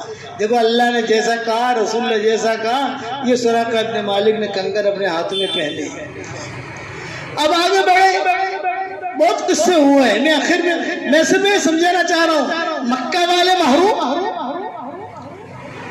بھی مرکز ہے وہاں کا کہ وہاں کے رہنے والے سارے محروم ہو رہے ہیں اور رستے میں جا رہے لوگ مسلمان ہو رہے. بالکل مدینہ منورہ کے قریب پہنچ گئے حضور صلی اللہ علیہ وسلم. تو بریدہ اسلمی یہ ڈاکو تھا, بہت بڑے ڈاکو تھا. یہ 70 آدمیوں کو لے کر آئے اور حضور صلی اللہ علیہ وسلم کا گھیرا کر قبیل قبا سے پہلے. آپ نے فرمایا وہ بہت بڑے لوگ ہیں, بہت زیادہ ہیں, یہ کیسے آ گئے یہ لوگ یہاں؟ تو یہ سراقہ یہ بریدہ اسلمی جو تھے تلوار لے کر غصے میں حضور کے سامنے آ کر کھڑے ہو گئے اور تلوار یوں سونت دی حضور پر. آپ نے فرمایا بھائی تم کہاں سے آئے ہو؟ کہا مکہ سے آئے ہیں, ہم 70 ہیں اور مکہ والوں نے اعلان کیا ہے کہ جو بھی یہ 2 سر لے آئے ابو بکر اور حضور کا تو مجھے 100 اٹھنیاں دیں گے. 100 اٹھنے کا مطلب 100 BMW. اس زمانے میں اٹھنے کی قیمت BMW کی ہوتی تھی اور جو حاملہ اٹھنی ہوتی تھی اس کا بھاؤ زیادہ ہوتا تھا, ڈبل ہوتا تھا نا بھاؤ. تو حضور نے کیا فرمایا, اب جب سامنے مدینہ ہے, مدینہ قریب آ گیا اور یہ مکہ سے آئے ہیں یہ لوگ. آپ صلی اللہ علیہ وسلم نے کہا بھائی آپ ٹھیک ہے مجھے اور ابو بکر کو مارنے آئے ہو, اور کتابوں میں بھی لکھا ہے کہ صدیق اکبر تھوڑا تھوڑا سمجھ گئے نا, کانپ رہے تھے. یار یہ تو جو 70 آدمی آ گئے, وہ سراقہ تو اکیلا تھا, وہاں تو جو ڈاکو ملے وہ بھی مسلمان ہو گئے, اور پھر جو ہے یہ ام معبد بھی مسلمان ہو گئی, اور یہ تو 70 ہیں. اب 70 کا کیسے مقابلہ کرنا؟ آپ نے فرمایا ہمیں مقابلہ کرنا ہی نہیں ہے, ہمیں مقابلہ کرنا ہی نہیں ہے. اللہ ہمارے حفاظت کرے گا, ہم اللہ کے لیے نکلے, جیے تو بھی اللہ کے لیے, مرے تو بھی اللہ کے لیے. آپ نے فرمایا بھائی آپ آئے ہیں ہمیں مارنے کے لیے, لیکن آپ کا نام کیا ہے؟ اس نے غصے میں کہا, تلوار ہاتھ میں, بریدہ. آپ نے کوئی جواب نہیں دیا. فالتفت الرسول الى ابا بکر, حضور صلی اللہ علیہ وسلم ابو بکر کی طرف متوجہ ہوئے اور یہ فرمایا ابو بکر گھبراؤ مت, قد برد لنا امرنا, ہمارا معاملہ ٹھنڈا ہو گیا. آپ کا قبیلہ کون سا؟ اسلمی. فالتفت الرسول الى ابا بکر یا ابا بکر لا تخف ولا تحزن قد سلمنا، ہم محفوظ ہو گئے۔ تیسرا سوال کیا عائلہ رئیسیہ کون ہے؟ بڑا قبیلہ آپ کا اسہمی۔ فالتفت الرسول الى ابا بکر یا ابا بکر لا تخف ولا تحزن سہمهم عندنا اے حصتهم عندنا۔ تو بریدہ اسلم میں کھڑے کھڑے سن رہے تھے، یا محمد یہ کیا؟ قد برد لنا امرنا سلمنا سہمهم عندنا، اس کا کیا مطلب؟ آپ نے فرمایا آپ آئے ہو مجھے قتل کرنے کے لیے، میں نیک فالی لے رہا ہوں، ہماری شریعت میں نیک فالی کی اجازت ہے، بد فالی کی اجازت نہیں ہے۔ آپ اپنے گھر سے نکلے فجر میں اور آپ سن رہے ہیں حی علی الصلاح حی علی الفلاح، تو یہ کہہ سکتے ہیں کہ انشاءاللہ آج اپنا کام ہو جائے گا۔ نیک فالی کی ہماری شریعت نہیں اجازت ہے، بد فالی کی نہیں۔ کسی کالی بلی کو دیکھا کہ آج کا دن منحوس، کالے کتیاں دیکھی آج کا دن خراب، یہ نہیں۔ ہاں نیک فالی کی اجازت، حضور نے نیک فالی لی۔ یہ بات کیوں مجھے آیا ہے قتل کرنے کے لیے؟ تیرے نام میں تو ٹھنڈک ٹپک رہی ہے، تیرے نام میں تو سلامتی ہے، تو بہت اچھا ہے۔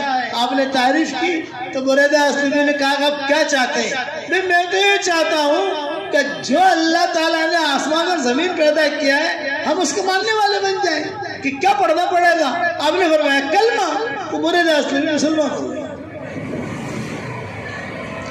اب بریدہ اسلمی مسلمان ہو، جو 70 جو تھے ان کو بلائے تھے، ان کے شاگرد تھے سارے کے سارے، آؤ بھائی آؤ، تلوار پھینکو تلوار پھینکو تلوار پھینکو تلوار پھینکو۔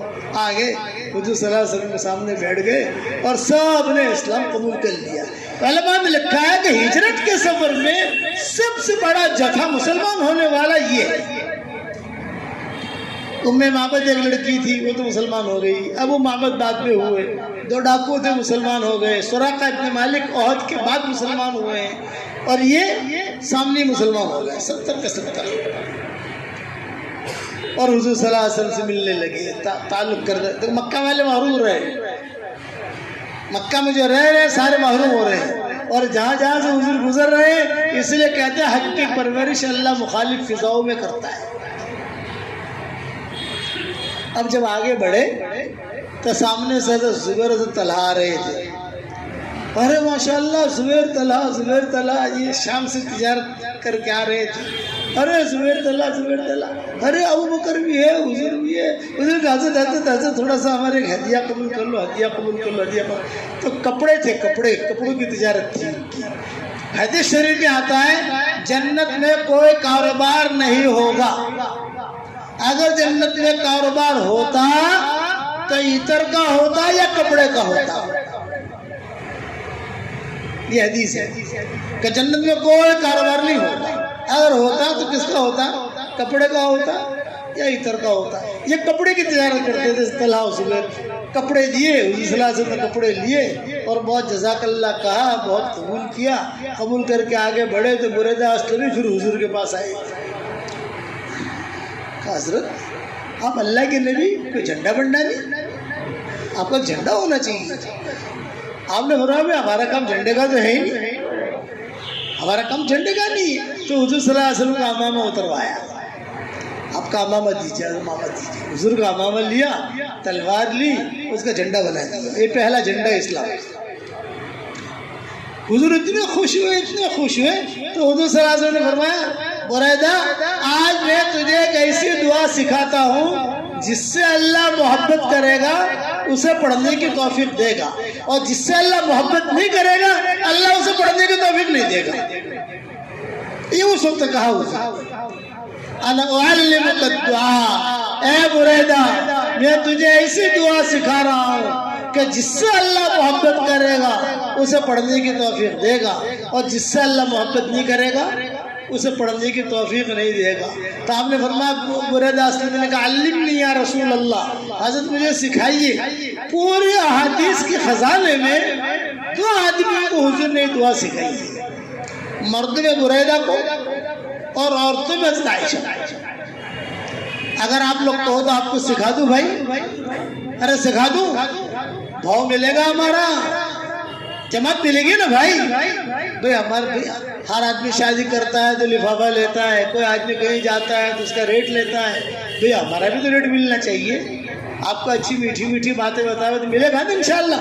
पहले ये नियत कर लो कि दावत के काम को अपना काम बनाएंगे इंशाल्लाह, लेकिन इखलास के साथ,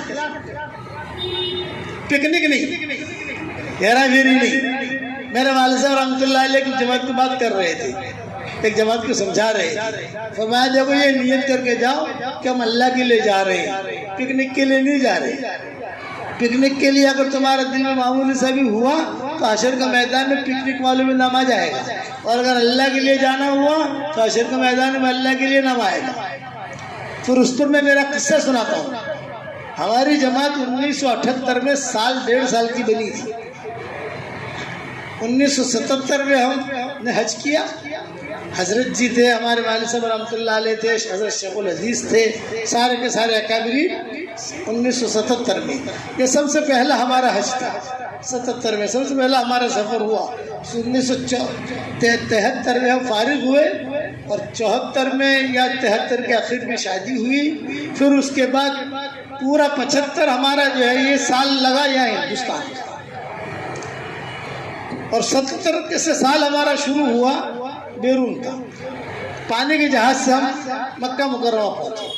फिर जहाँ 78 शुरू हुआ तो मदीना मुनव्वरा पहुँच गए। हजरात थे हमारे वालिद साहब थे। ये हमारी जमात साल सवा साल की थी।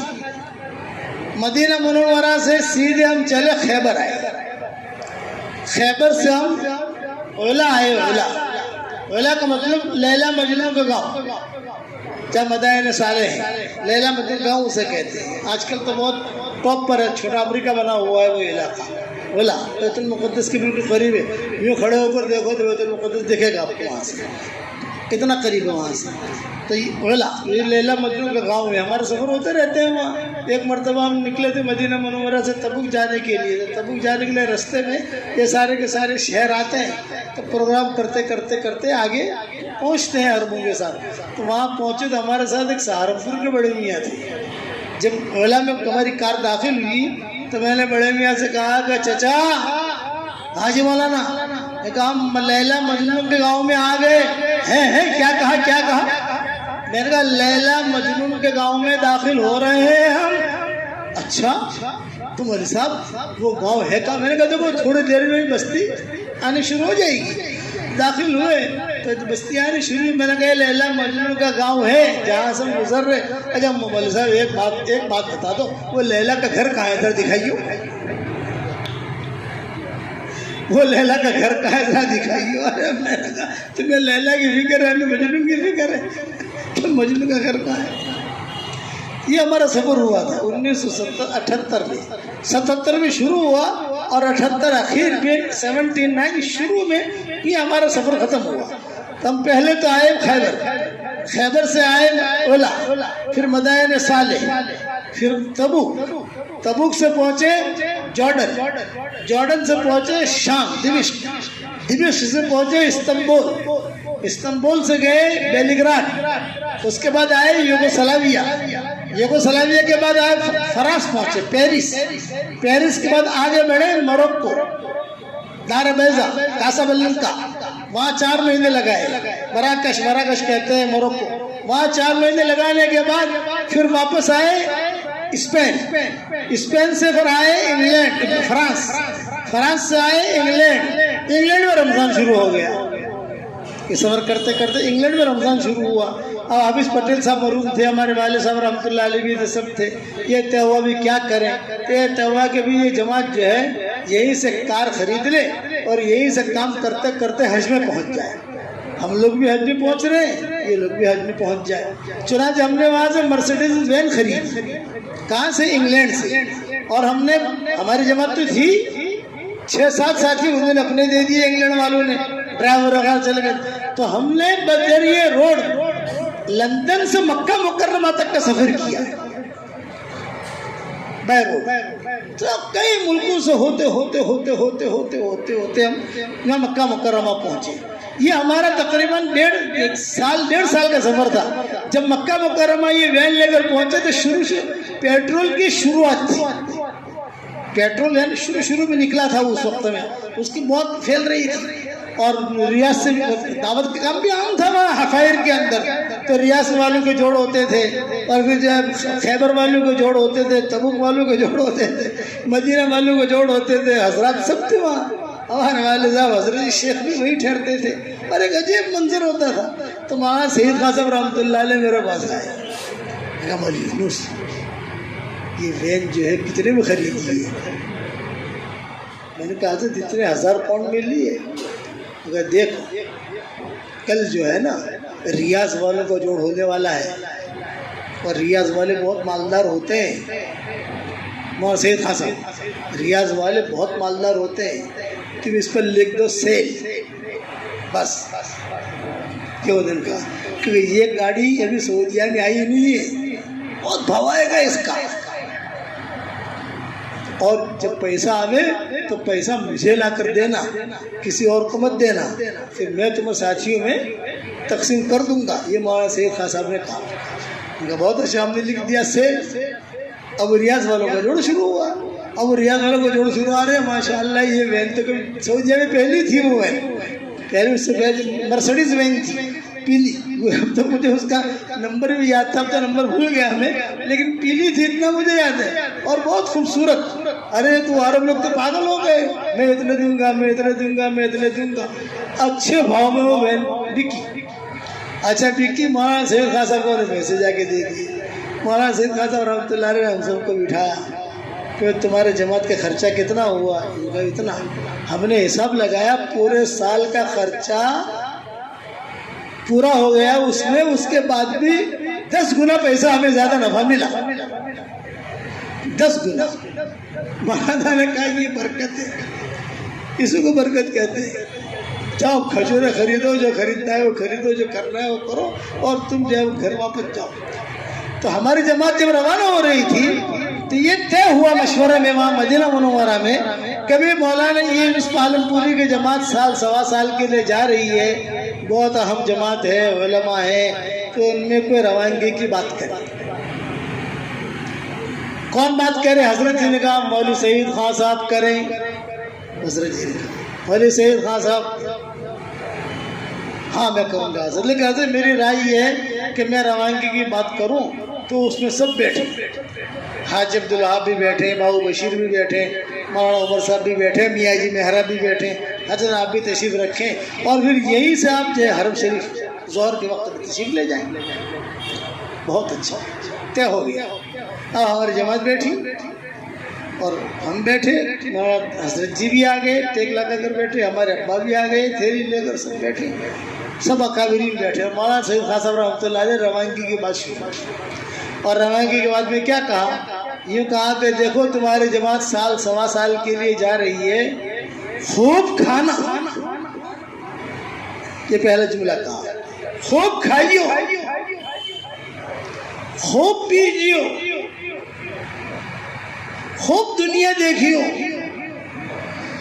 ہمارے پہلے منع کرتے ہیں کم کھانا، کم سونا، مولانا نے کہا خوب کھائیے، سب کے سامنے کہہ رہے سارا کبھی، خوب کھائیے، خوب پیجیے، خوب سونا، خوب دنیا دیکھنا، دنیا ساری دیکھنے ملے گی، بس ایک کام مت کرنا، یہ کہا ایک کام مت کرنا، بار بار۔ حضرت جی نے کہا کون سا کام نہیں کرنا ہے؟ حضرت کی آواز تھوڑی بھاری تھی، کون سا کام نہیں کرنا ہے؟ پھر مولانا نے کہا خوب کھائیو، خوب پیجیو، خوب سوئیو، خوب دنیا دیکھیو، ایک کام مت کرنا، اور وہ یہ مت کرنا کہ آپس میں لڑنا مت۔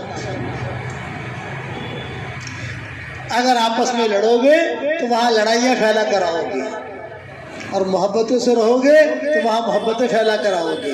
اسلام لڑائی پھیلانے کو نہیں کہتا، اسلام محبتیں پھیلانے کو کہتا ہے۔ 5 منٹ کی کارگزاری روانگی کی بات کی انہوں نے، 5 منٹ کی، اور سارا سمجھا دیا۔ آپس میں لڑیو مت، لڑائی کرو گے تو لڑائیاں پھیلا کے آؤ گے، محبتوں سے رہو گے تو محبت پھیلا کے آؤ گے۔ آپ لوگوں کو بھی یہی نصیحت کرتا ہوں، لڑائی مت کریو۔ بیوی کے ساتھ بھی معاملہ ہو جاوے تو میں کہتا ہوں اب تو جگ پیر ہے نا، جگ پیر سمجھتے ہو نا بھائی، دنیا بھر کے پیر لوگ سبق سنتے ہیں، ساری دنیا سبق سنتی ہے، تو لوگ پوچھتے ہیں بھائی آدمی آ کر کہتا ہے کہ مولوی صاحب میری بیوی جو ہے یار بہت ستاتی ہے، بہت یہ کرتی ہے، تو میں نے کہا کہ دیکھ تیری بیوی تجھے ستاتی ہے، تجھے کچھ وظیفہ بتاؤں؟ ہاں وظیفہ بتاؤ نا۔ میں نے کہا روزانہ 5 مرتبہ اس کی تعریف کرنی تھی۔ ارے تیرا ہاتھ کا کھانا تو بہت اچھا لگتا ہے، کسی کا کھانا ہی اچھا نہیں لگتا۔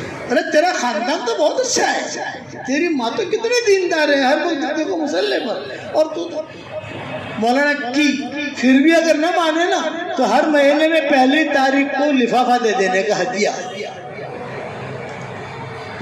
پھر بھی نہ مانے تو بیوی بن جا، اس کو شوہر بنا دے، تیرا مسئلہ ختم ہو جائے گا، کبھی لڑائی نہیں ہوگی انشاءاللہ۔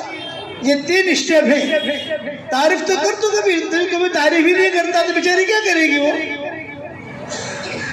تو حضرت مولانا سید خان صاحب نے کہا کہ خوب کھانا خوب پینا، لیکن لڑتا مت، لڑو گے تو ختم ہو جاؤ گے۔ دعا سکھا دوں آپ لوگوں کو، بہت پورا ہو جائے، دعا سکھا دوں بھائی، حضور نے تو بتائی تھی بریدہ اسلمی کو، پڑھو میرے ساتھ، اللہم انی ضعیف فقوّ فی رضاک ضعفی وخذ الی الخیر بناصیتی وجعل الاسلام منتہا رضائی۔ یہ میں نے مختصر پڑھائی ہے، اس میں تھوڑے لمبے جملے بھی ہیں کچھ، لیکن روایت جیسا انس بن مالک کی دعا ہے، انس بن مالک کی دعا جو ہے کتنی الگ قسم کے جملے آتے ہیں، لیکن سب سے بہترین وہ ہے جو میرے مومن کا ہتھیار میں لکھے ہیں، شارٹ اور مومن کا ہتھیار جو لکھے ہیں وہ سب سے بہترین ہے۔ میں نے اس کی روایت بھی نقل کر دی ہے، ویسے تو تقی عثمانی نے بھی لکھے ہیں، بہت لمبا لکھا ہے انہوں نے، حالانکہ 26 صورتیں میں وہ بھی لایا ہوں، لیکن یہ کہ میں نے مجھے پسند یہ چھوٹے والے ہیں، تو یہ دعا بھی ہے، اور میں نے یہ دعا اللہم، ابھی تک میں نے کوئی ویڈیو نہیں بنایا ہے، یہ دعا انی ذلیل فاعزنی و انی فقیر فاغننی یا ارحم الراحمین، بکھرے موتی میں اہتمام کے ساتھ میں اسے لایا ہوں، کتاب تو ہوگی آپ کے پاس، وہ دیکھ لو آپ، اور کئی مرتبہ میں نے واٹس ایپ پر بھی اسے بھیجا ہے، اگر آپ خالد پالم پوری پر جاؤ گے تو وہاں پر بھی آپ کو پوری دعا مل جائے گی۔ یہ دعا حضور نے بریدہ اسلمی کو سکھائی اور کہا جس سے اللہ محبت کرے گا اسے مانگنے کی توفیق دے گا، جس سے اللہ محبت نہیں کرے گا اسے مانگنے کی توفیق نہیں دے گا۔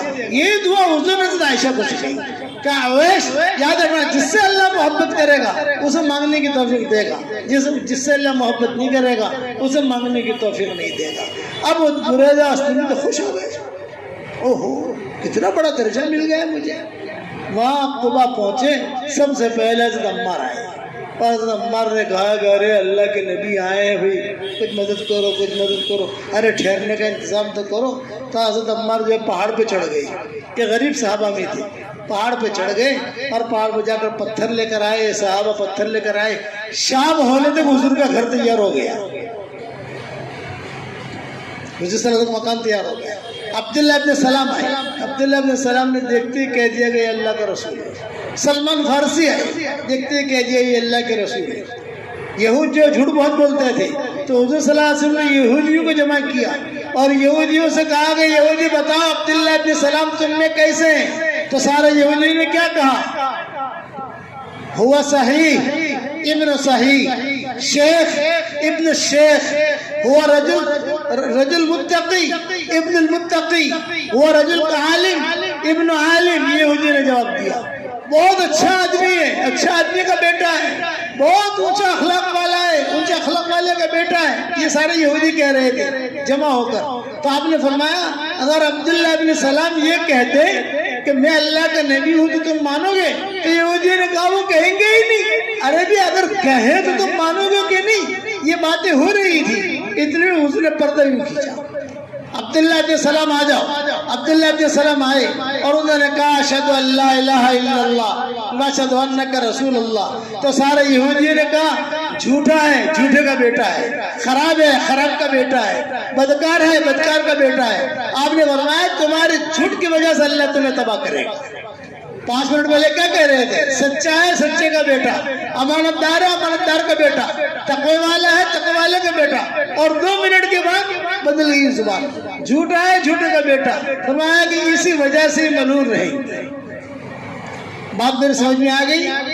اب میں کچھ ہدیہ دیتا ہوں۔ روزانہ ہر فرض نماز کے بعد ایک دعا ضرور مانگو، اے اللہ میں میرے سارے معاملات کو تجھے سونپتا ہوں،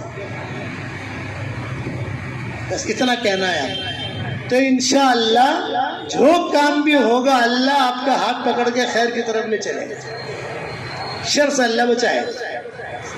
یہ یاد رکھیں، افوض امری الی اللہ کا مطلب یہ ہے کہ روزانہ ہر فرض نماز کے بعد اتنا کام کرنا ہے، اپنا معاملہ اللہ کو سونپو۔ جب اپنا معاملہ اللہ کو سونپو گے، جو معاملہ اللہ کو سونپا جاتا ہے وہ آدمی کبھی نامراد نہیں ہوتا۔ ایک بات یہ ہوگی۔ دوسرا ہدیہ یہ مسجد ہے ہماری، دیکھو 4 کونے ہیں، 4 کونے ہیں، ہر گھر جو ہوتا ہے اس کے بھی 4 کونے ہوتے ہیں۔ اپنے گھر کے چاروں کونوں میں روزانہ ایک مرتبہ آیت الکرسی پڑھ کے دم کر دیں، تو انشاءاللہ جنات، بھوت، پلید، سحر، زہر، جادو وغیرہ سب ختم ہو جائے گا اور اللہ برکت بھی دے گا۔ یہ عبد الرحمن بن عوف کا معمول تھا زندگی بھر۔ عبد الرحمن بن عوف کہتے تھے میرے گھر کے چاروں کونوں میں میں آیت الکرسی پڑھ کے دم کرتا ہوں 24 گھنٹے میں 2 مرتبہ، دن میں 1 مرتبہ، رات میں 1 مرتبہ۔ تو کرو گے انشاءاللہ؟ اس سے جو پریشانی ہے نا گھروں کے اندر، برے خواب آتے ہیں، لڑکیاں پریشان ہیں، لڑکی کو شادیاں نہیں ہوتی، یہ سارا سحر اور زہر یہ سارا کا سارا ٹوٹ جائے گا انشاءاللہ۔ تیسری بات، 10 مرتبہ سورہ اخلاص پڑھو تو جنت میں 1 بنگلہ تیار ہو جاتا ہے۔ 20 مرتبہ پڑھو 2 بنگلے تیار، 30 مرتبہ پڑھو 3 بنگلے تیار، 40 مرتبہ پڑھو 40 بنگلے تیار۔ میں کہتا ہوں کہ روزانہ جتنے بنگلے بنانے ہو بناؤ، لیکن بناؤ کم سے کم 313 مرتبہ سورہ اخلاص پڑھنے کی عادت ڈالو گے تو 31 بنگلے روزانہ ہمارے تیار ہو جائیں گے انشاءاللہ، اور کوئی انکم ٹیکس والا فون نہیں کرے گا۔ دنیا میں تو آپ 1 بنگلہ لے لو تو انکم ٹیکس والا فون کرتے نہیں کرتے، پیسے کہاں سے لائے؟ وہاں روزانہ 31 بنگلے تیار کرو، اور ایک ساتھ نہیں پڑھنا، موٹر چلاتے چلاتے پڑھ لیا، آپ کی عورتوں نے چائے بناتے بناتے پڑھ لیا، کھانا پکاتے پکاتے پڑھ لیا، کام کرتے کرتے پڑھ لیا، ایک ساتھ نہیں پڑھنا، کبھی 10 مرتبہ پڑھا، کبھی 2 مرتبہ پڑھا، کبھی 4۔ میرے سفر ہوتے رہتے ہیں تو سفر کہتے ہیں میں سورہ اخلاص پڑھتا رہتا ہوں، اور رات کو اگر نیند نہ آوے تو یوٹیوب نہیں دیکھنے کا،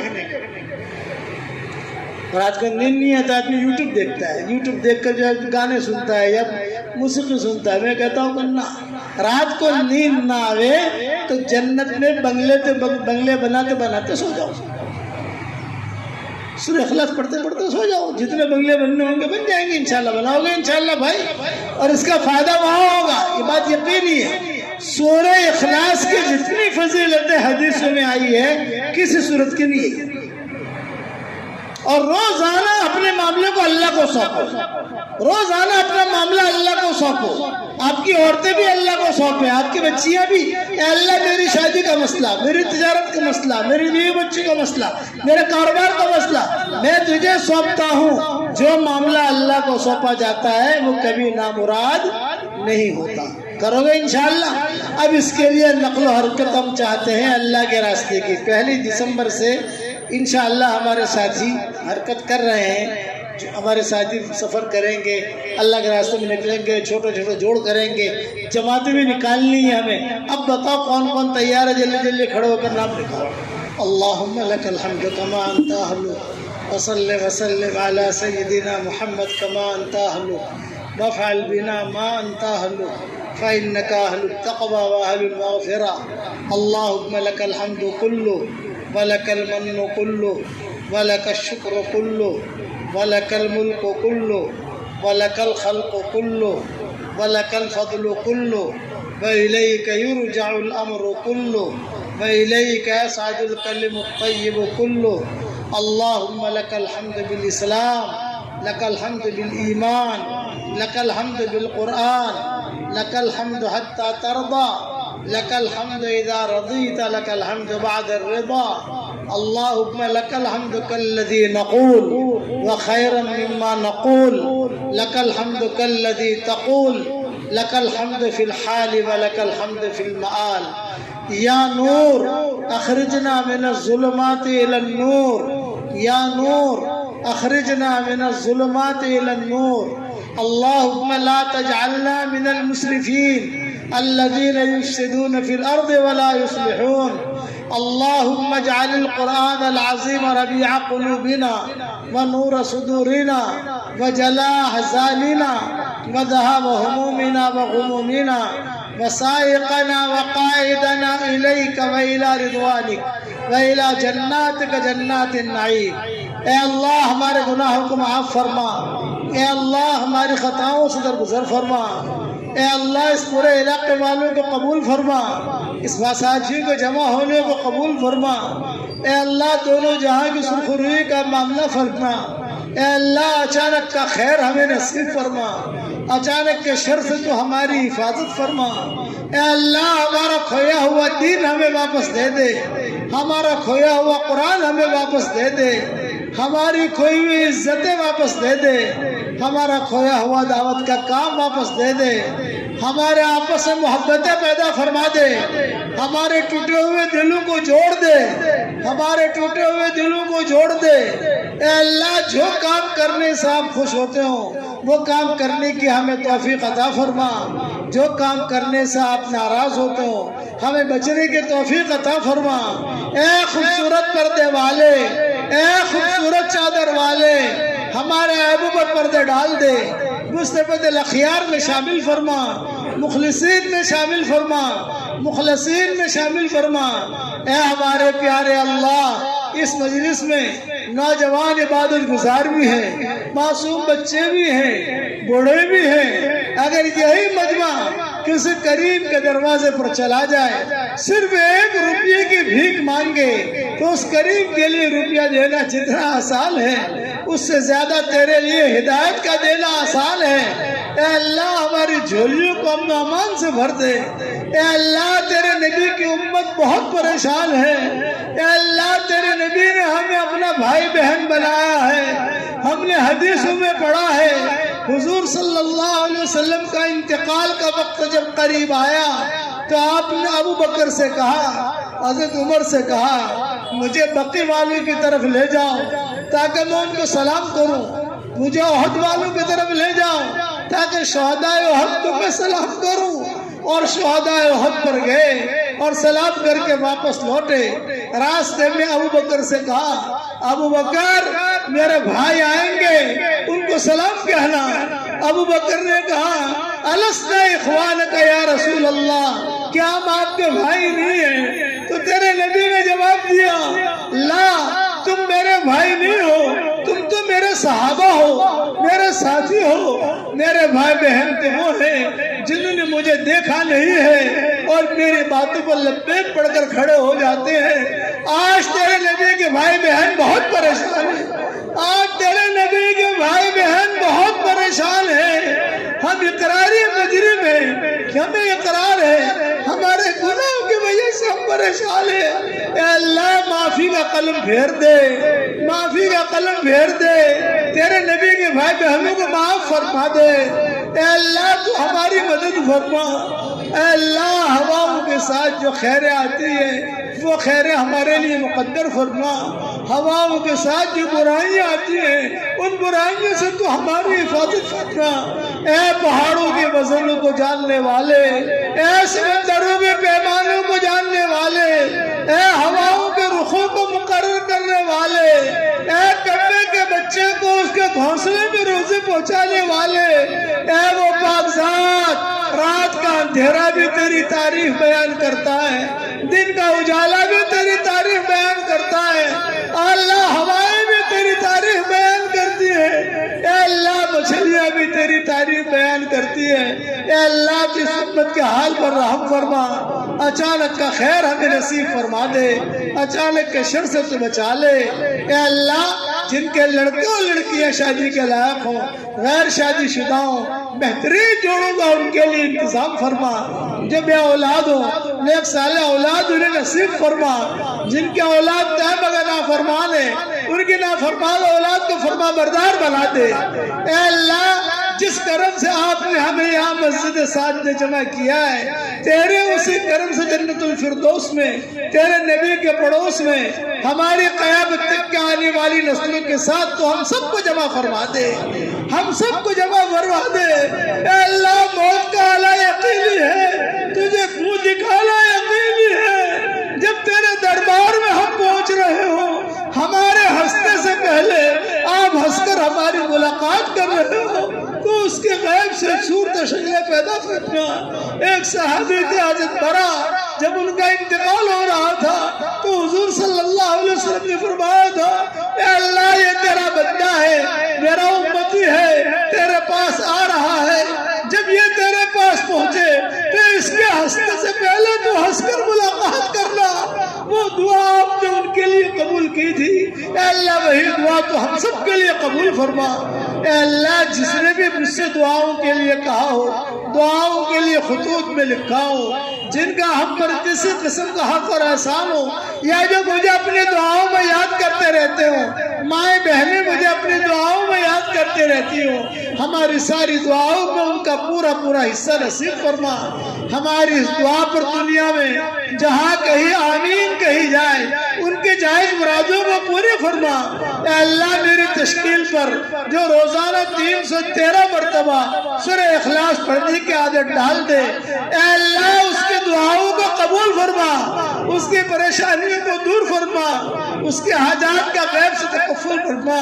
جتنے اسفار ہو چکے اپنے دربار میں قبول فرما، جتنے اسفار ہونے والے ہیں ان میں صفات قبولیت سے آراستہ فرما۔ اے خوبصورت پردے والے، اے خوبصورت چادر والے، ہمارے عیبوں پر پردے ڈال دے، ہمارے عیبوں پر پردے ڈال دے۔ اے اللہ اس مجلس میں فرشتے بھی موجود ہیں، جنات بھی موجود ہیں، آسمانوں تک فرشتے ہی فرشتے ہیں۔ اے اس مجلس کے فرشتوں، ہمارا رب ہم سے روٹھا ہوا ہے، اے اللہ تو کب تک روٹھا رہے گا؟ اے اللہ اس امت کے اوپر کرم کا رحم کا معاملہ فرما، ہماری آنکھوں میں تیری محبت کا سرما لگا دے، ہمارے دلوں میں تیری معرفت کا نور کوٹ کوٹ کے بھر دے، ہمارے دلوں میں تیری معرفت کا نور کوٹ کوٹ کے بھر دے۔ دعوت کے کام کی حفاظت فرما، دینی مراکز کی حفاظت فرما، دینی مساجد دینی ٹھیوں کی حفاظت فرما، ہمارے ساتھیوں کی حفاظت فرما۔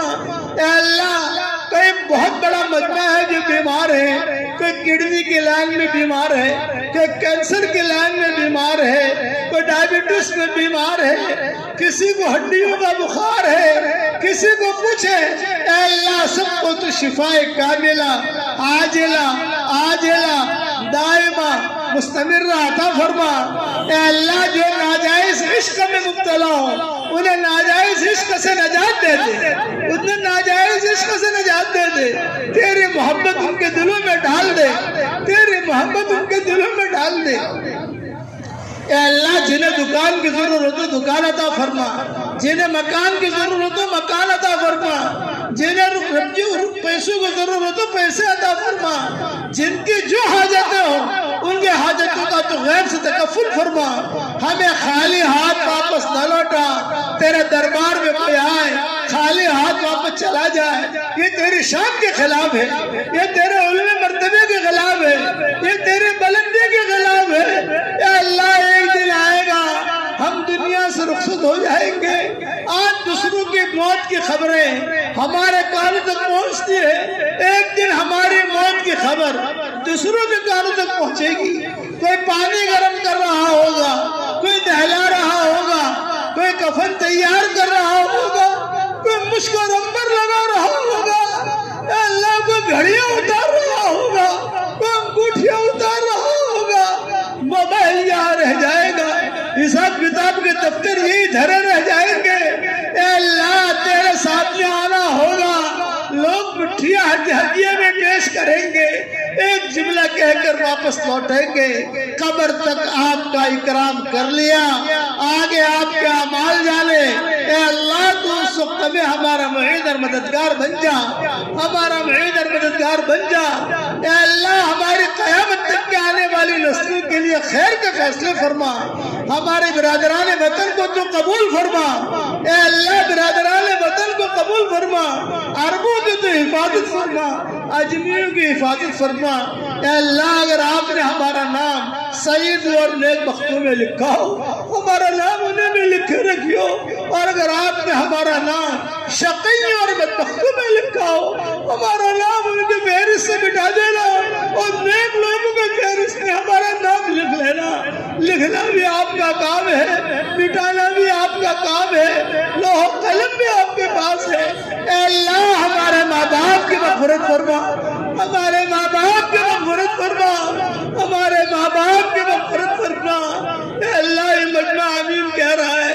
کسی کے ماں کا انتقال ہو چکا ہے, کسی کے باپ کا انتقال ہو چکا ہے, کسی کے ماں اور باپ دونوں کا انتقال ہو چکا ہے. وہ قبروں میں انتظار کر رہے ہیں کہ کوئی ہمارے لیے بھی دعا کرتا ہے کہ نہیں کرتا. اے اللہ ہمارے ماں باپ کی مغفرت فرما, ہمارے ماں باپ کی مغفرت فرما, ان کی ہڈی ہڈی کو جنت نصیب فرما, اور جو زندہ ہو ان کی قدر کرنے کی توفیق عطا فرما, ان کی قدر کرنے کی توفیق عطا فرما. اے اللہ ہمیں مانگنا نہیں آتا مگر تجھے دینا تو آتا ہے, اپنے کرم سے عطا فرما دے, اپنے فضل سے عطا فرما دے. جو مانگا وہ عطا فرما, مانگنے سے رہ گیا وہ عطا فرما. اور رسول اللہ صلی اللہ علیہ وسلم نے جتنے خیر کے لائن کی دعائیں مانگی ہیں وہ ساری ہم سب کے لیے مقدر فرما. جن شرور سے پناہ چاہیے ان شرور سے ہماری حفاظت فرما, اور اپنے فضل و کرم سے ہماری دعاؤں کو قبول فرما. سبحان ربنا رب العزت عما یصفون وسلام علی المرسلین والحمد للہ رب العالمین. میں نے آپ کو سلام کروں, سلام کا جواب دے دو. السلام علیکم ورحمۃ اللہ وبرکاتہ.